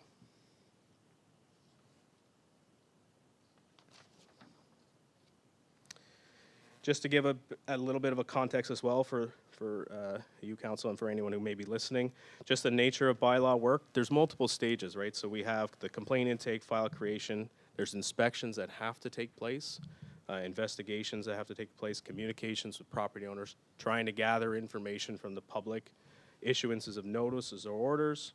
These we always give timelines for, and then follow-up inspections, compliance tracking, and then escalation to legal proceedings where required. This type of service is variable depending on the season, depending on what's going on. Obviously, as the spring and summer comes around, complaints pick up. Grass, yards, dogs, snow melts, and suddenly all the garbage that was there is visible for all. I think we've all seen that. These all take time. I do want to touch on the Dog Owners Liability Act. So this is a little bit of a different thing, and I'd like council to be aware that this is something that we're not explicitly required to enforce. So this is a piece of provincial legislation that deals specifically, as I mentioned, with dog attacks. If somebody is attacked by a dog in our township, which has happened and is currently in progress right now through some of our issues, there's two bodies that get involved, the police and the municipal law enforcement. We're both listed in the act as responsible people that could be involved with dangerous dogs. A lot of times what happens is the homeowners will call the police call us, police tell the homeowner, call bylaw, they call us, call OPP. There's a little bit of a back and forth. So what we're looking for here is a little bit of discussion on, is there something we can discuss here about that particular aspect, dangerous dogs? Is there something we can do better for the public? How much involvement does council want the municipality to be in dangerous dogs? This, of course, will have to include, any future discussions would have to include the police as well, the OPP, as this would have an impact on their service. I've not anecdotally, I've heard people say, it will take hours for the police to show up, and by that time, whatever is going on is already finished. So I've gone through a couple of options. Basically, there's 3 levels here, but this is not in any way just pick one and let's go with it. It's kind of like a menu type of thing. You can pick and choose type of stuff, or we can have a discussion about it. Minimum compliance, baseline, only what we're legally required. That would really only be property standards if a bylaw is retained for that. Animal control as capacity allows, complaint driven only. This is kind of the lowest risk version of that. But as I'm sure council is aware, this comes with higher complaints from the public, and expectations are added into that, and there's a lot of pressure actually when you do just the minimum. I won't go through all of them, but they just kind of escalate in terms of how involved we are, whether we go to some kind of moderate proactive approach where we're going after specific issues that need more attention. Of course, there's financial and staffing implications with that, and we can always come back with how that looks depending on that service level, whether we address some of the bylaws that we currently have. Maybe we look at, can we scope some of those down and reallocate some assets to other things that are more important for council consideration. So next steps, so staff is requesting council direction on, first of all, the desired level of bylaw service, whether services should remain complaint-driven only or include proactive elements, and or whether you would like for us to kind of go through a streamlining program, take a look at all our bylaws, see where we can find efficiencies, which I think is still something we should always be trying to do, which we do when things become an issue. The last slide there is kind of an overview of just a kind of a grid version of that. So I'm happy to have a discussion further if you would like. Well, thank you, Mr. Stronach, for that presentation, and to your point, it's been long overdue to review our bylaw and bylaw enforcement and our expectations. But I see Councillor Lennox at the side is wishing to make a comment. Yeah, I got a few things. Can you go back up to the graph? just because other represents such a significant number in the representation here, could you give like just a few examples of what would fall under other? Yeah, so typically, because this is the public filling this complaint form out online, oftentimes they're just picking other because they don't want to specifically say what the issue is, but you could take that other and kind of evenly distribute it across the rest of them pretty evenly. We try to go in and triage it after, and we'll reconfigure it as we know what the complaint is. But yeah, this is kind of a trial run for us to see, you know, what the data looks like. So for me, this tells me there's some categories that are missing maybe, actually, and possibly some opportunities to improve that data. But I would distribute that evenly across the entire set there. All right, perfect, thank you. Next up is, I was chatting with the mayor about this earlier today. I really don't like the way it's presented as options, especially option A. When I read that, I think you're talking yourself out of a budget. Let's go part-time on call. I don't think that serves our community, that option. Overall, it's not good. But I'm a fan of working smarter, and you said it yourself, a targeted approach where clean yards, and we discussed tall grass, dandelions, etc. We know those primarily grow in June. A targeted approach. One thing I like about one of our neighbors, where Director Pohl lives, is UC bylaw. They're engaging people on the street. They've, much like you did at 2 years ago at the Business Expo, you had to ask me anything. I like seeing township staff at our events, meet me on main streets and etc., because it creates those conversations, and they can say, hey, my neighbor's doing X, Y, Z, and that way you can give them the process to file a complaint or go about it, and that helps you collect your data, track, etc. As far as being proactive, I think a overhaul of our current system would be needed, and change management would be the hardest aspect of that. I could be wrong, but I'm willing to be faithful, and that's all I have. Thank you, Councillor. Further comments? Councillor Urick. Yeah, I would say very similar to Councillor Lennox. You laid out the next steps there, Preston. And I would say number 3 would be the one that kind of really jumps out at me, is reviewing and streamlining. Maybe our processes currently don't even make sense. Maybe it's a hard look at what we currently undertake, and maybe we do recognize that we are lacking in areas we shouldn't be lacking, and maybe there's more we can do, or too much we're doing, or, I mean, honestly, as a chief building official and hearing you doing 60-40, I mean, I don't know if that's tenable if we, want to grow a municipality in the way we're considering growing a municipality ultimately, right? So I think, not to suggest that bylaw is a thing on the corner of your desk at all, but I understand that, when these issues arise and when they reach a level that they reach, you do find yourself pulled into it more often than perhaps anticipated. So I do think that reviewing and streamlining what we currently operate with might be the best approach to start. Thank you, Councillor. Further comments, questions? I'll weigh in. Yes, Councillor Lennox and I have had an opportunity to discuss this challenging topic about how we interact as a community, and how bylaw and bylaw enforcement is part of it. And I know over time we have our challenges with enforcing our bylaw, simple ones such as parking, winter parking, and how we've taken, I don't want to say a hands-off approach, but don't want to use a laissez-faire, let it be, and we'll get along, so we get along as a community approach, because that really doesn't serve, because the community does change. We are changing. We have many people moving in, and I expect there to be many more people moving in the near future with different expectations. So we are going to be challenged with how we deal with the challenges we're facing now, because the numbers will escalate. And I know I've had the chance to speak to people on the street over the years I've been here, and they talk about why aren't we doing this? And I said, well, at the end of the day, we can almost do anything you want if we have enough money. And that's the challenge.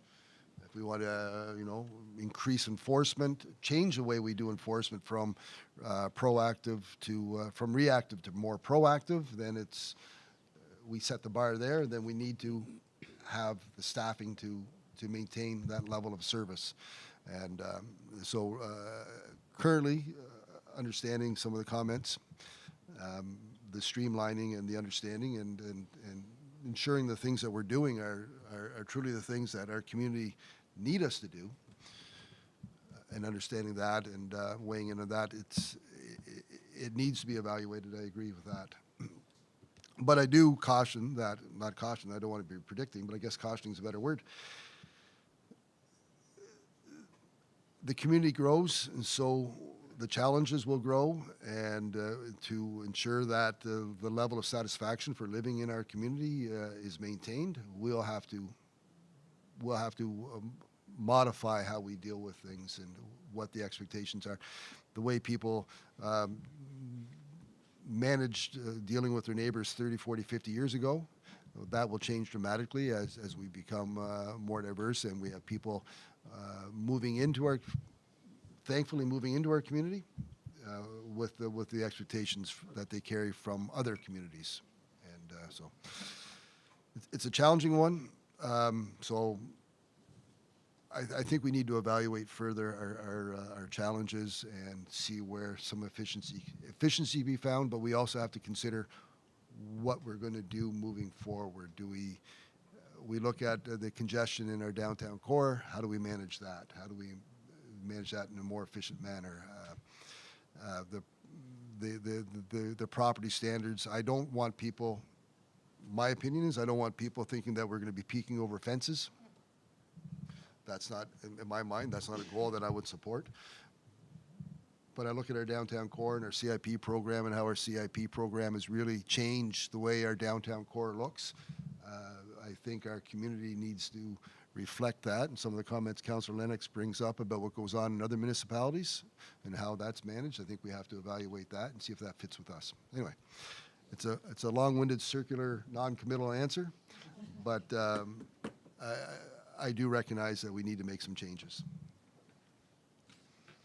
I'm not sure if that helps. Well, that's my thought. 15 meters, 30 meters? Yeah, so it's a ballpark thing. Okay, thank you. If there's nothing further on that, thank you, Mr. Stronach.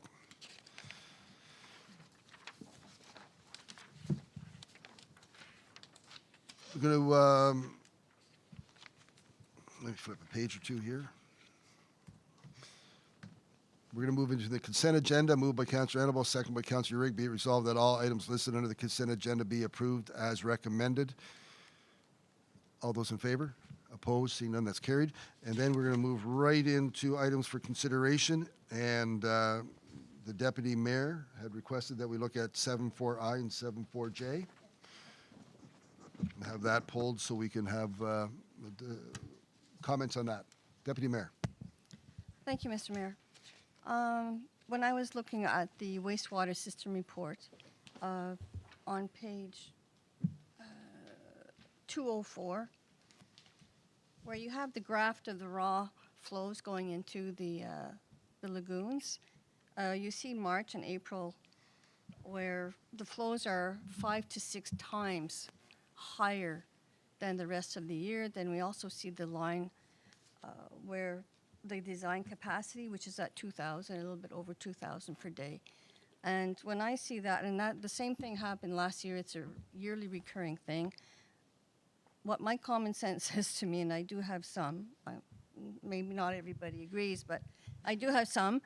To me, that is some pumps that are hooked into the sanitary sewer line, because I know that in the spring, the sump pumps sometimes are going full speed ahead with no breaks in between to keep water out of people's basements.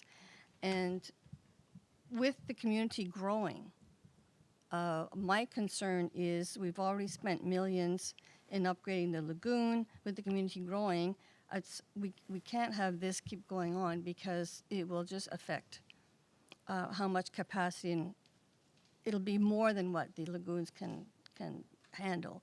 And so I just wanted Ms. Ward to comment what she thinks on that matter. Through you, Mayor. So you are correct, Deputy Mayor Bergeron, that is a growing concern. So now that we've done our Winchester Lagoon upgrade, before we adventure any further with any wastewater upgrades, it is something that we are looking at as part of our master servicing study. So you'll note even in the graph, it's actually exceeding the capacity. So it's telling me that we need to look at it regardless, because it's only exceeding the capacity a couple months of the year, which directly is what we call I&I, which is inflow and infiltration. So that could be sump pumps. It could be some of our sanitary service covers are lower in the pavement, and they're accepting water from the road when really they should be higher up. There's several things that we need to look at, and not to go back to the asset management plan, but that's part of also looking at asset management. And some of these assets are extremely old, so they're original to the town of Winchester and the town of Chesterville. So these are all assets that probably do also need to be considered for upgrade. To your point about the sump pumps and growing, so the bylaw that we currently have for sewer use does not allow sump pumps or roof leaders to be tied into the sanitary service. One is obviously because we don't want to be treating rainwater in our sanitary system. So just for council's awareness, just in Winchester alone, there's 84,000 cubic meters that went into the system that doesn't normally go into the system. So when we see a drought period, we can really see how much inflow and infiltration we have. So that's 84,000 cubic meters that we're treating in our wastewater system that we really don't want to be treating, because if we just let it flow to the surface, we wouldn't have to pay to treat it, essentially. So those are things that we consider when we move forward through our master servicing plan. So those areas will, in that plan, there will be targeted areas of I&I, and then staff will come back to council with a report next year to look at that as part of the budget to see what you would like us to do in terms of targeting those areas.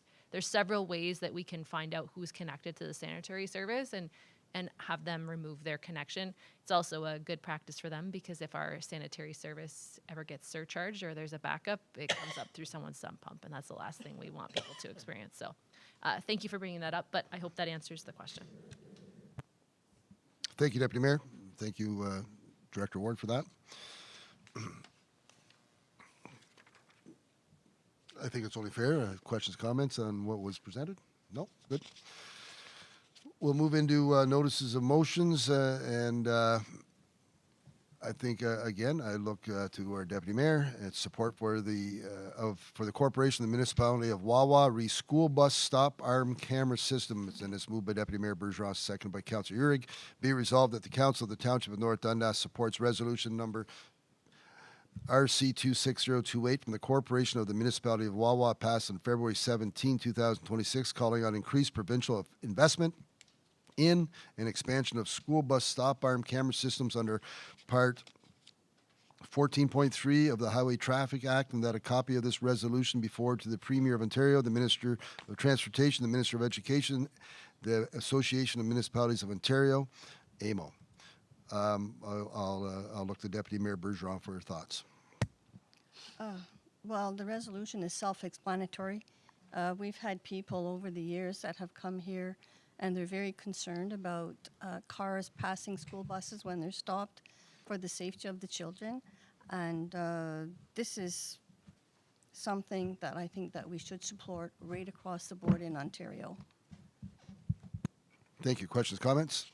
Councillor Lennox? It was 2 years ago we supported the one from South Dundas. The fact that this keeps coming up just reiterates how much of a bloody problem this is, literally. So let's put in a big envelope and reply to that Facebook ad for a private jet. Thank you for your comment. We have further comments. And please don't be supportive. Councillor Uhrig. Don't be supportive of which? Buying a jet.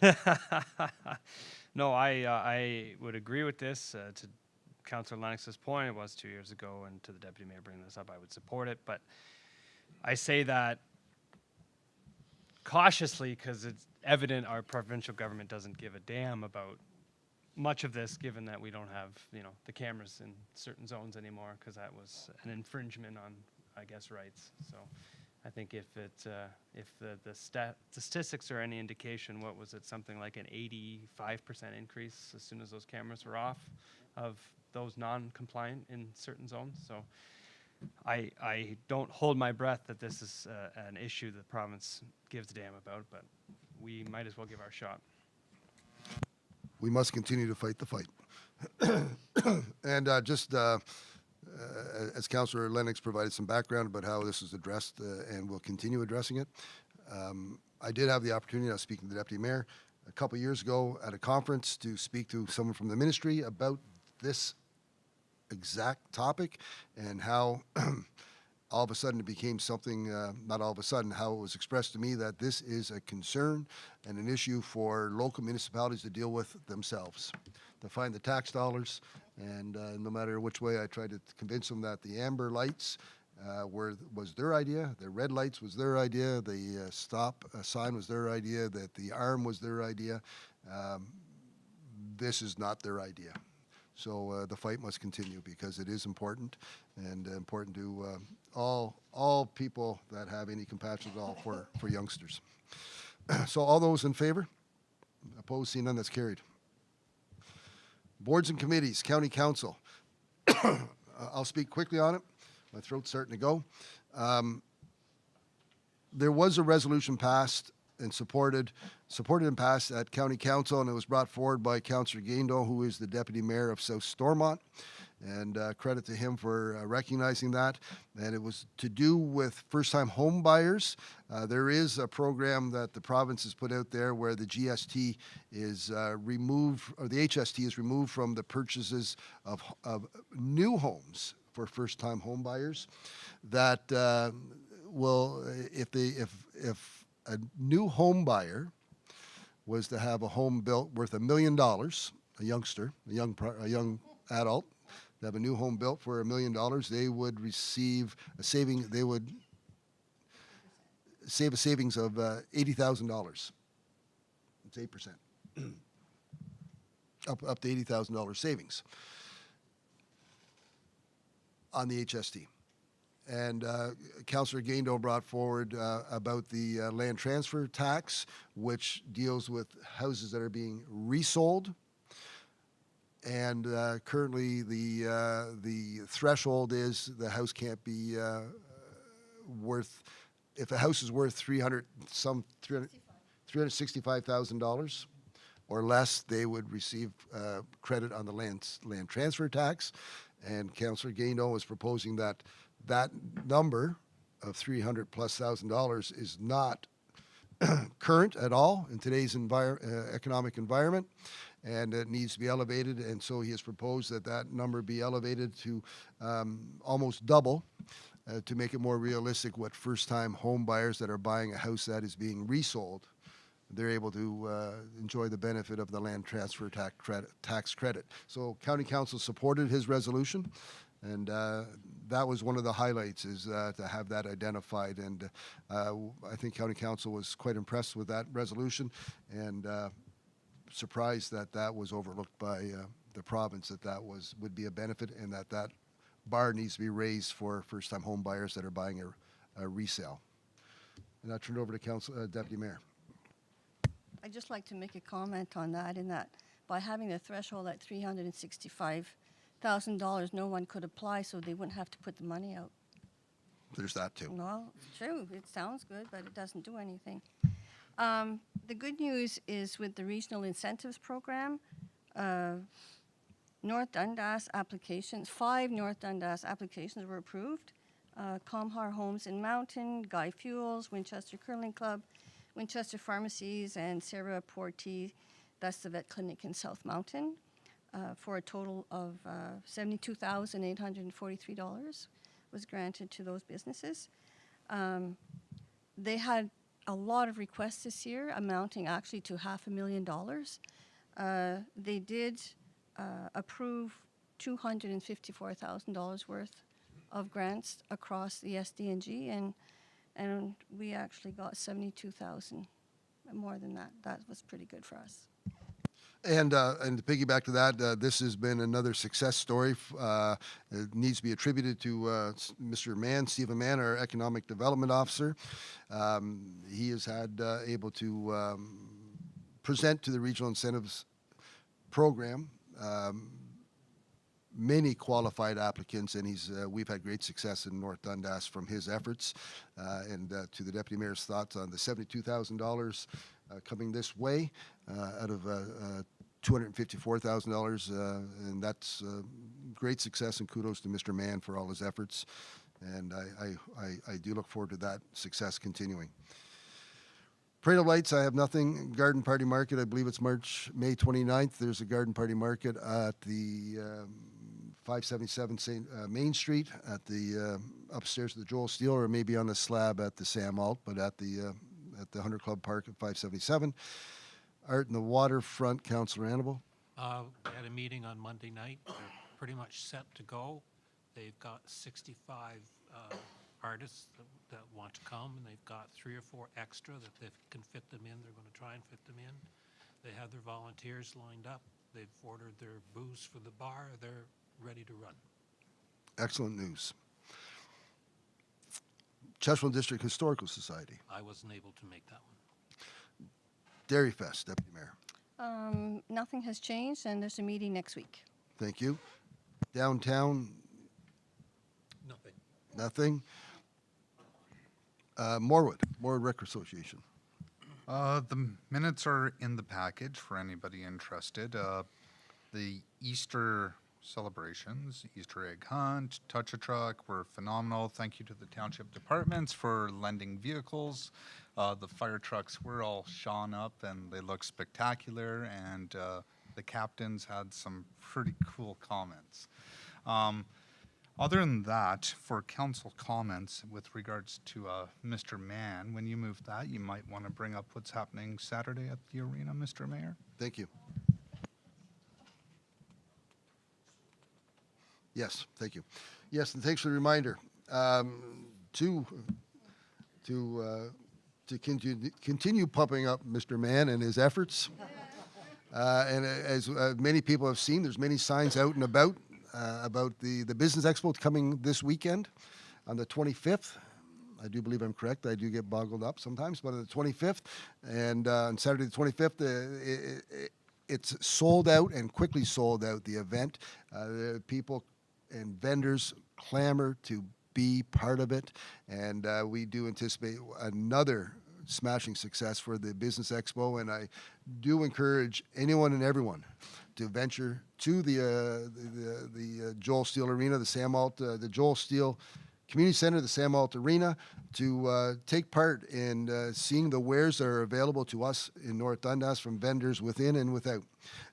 Another great success, and thank you for reminding me to say that.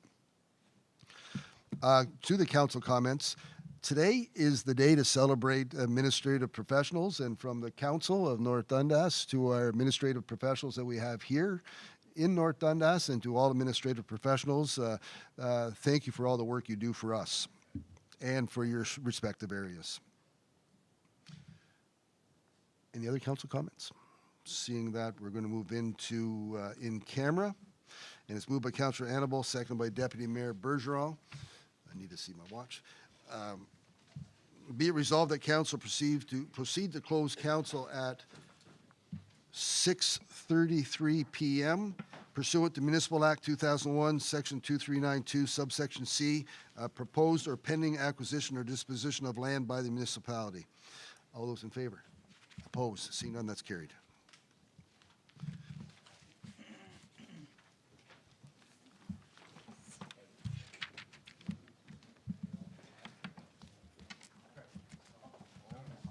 We hit 8 viewers.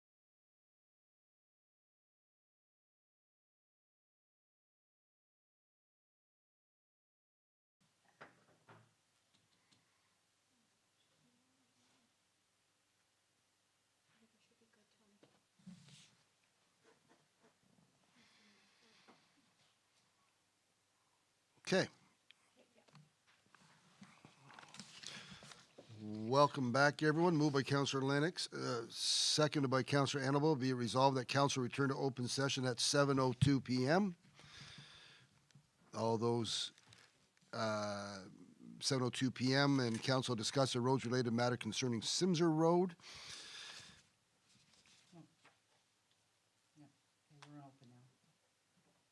All those in favor? Opposed, seeing none, that's carried. And moved by, as we're in open session, moved by Councillor Lennox, seconded by Councillor Urick. Be it resolved that the Council of the Township of North Dundas approve maintaining the current status of Simser Road and not proceed with either the road closure or road sale process at this time as per the residents' request, and that appropriate signage be installed at the intersection of Simser Road and Cameron Road and Simser Road at Development Road. Questions, comments? All those in favor? Opposed, seeing none, that's carried.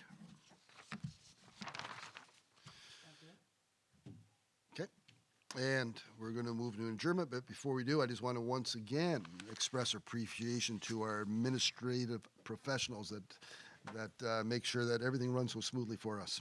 So adjournment, moved by Deputy Mayor Bergeron, seconded by Councillor Urick. Be it resolved that council adjourn at 7:04 p.m. to the call of the chair. All those in favor?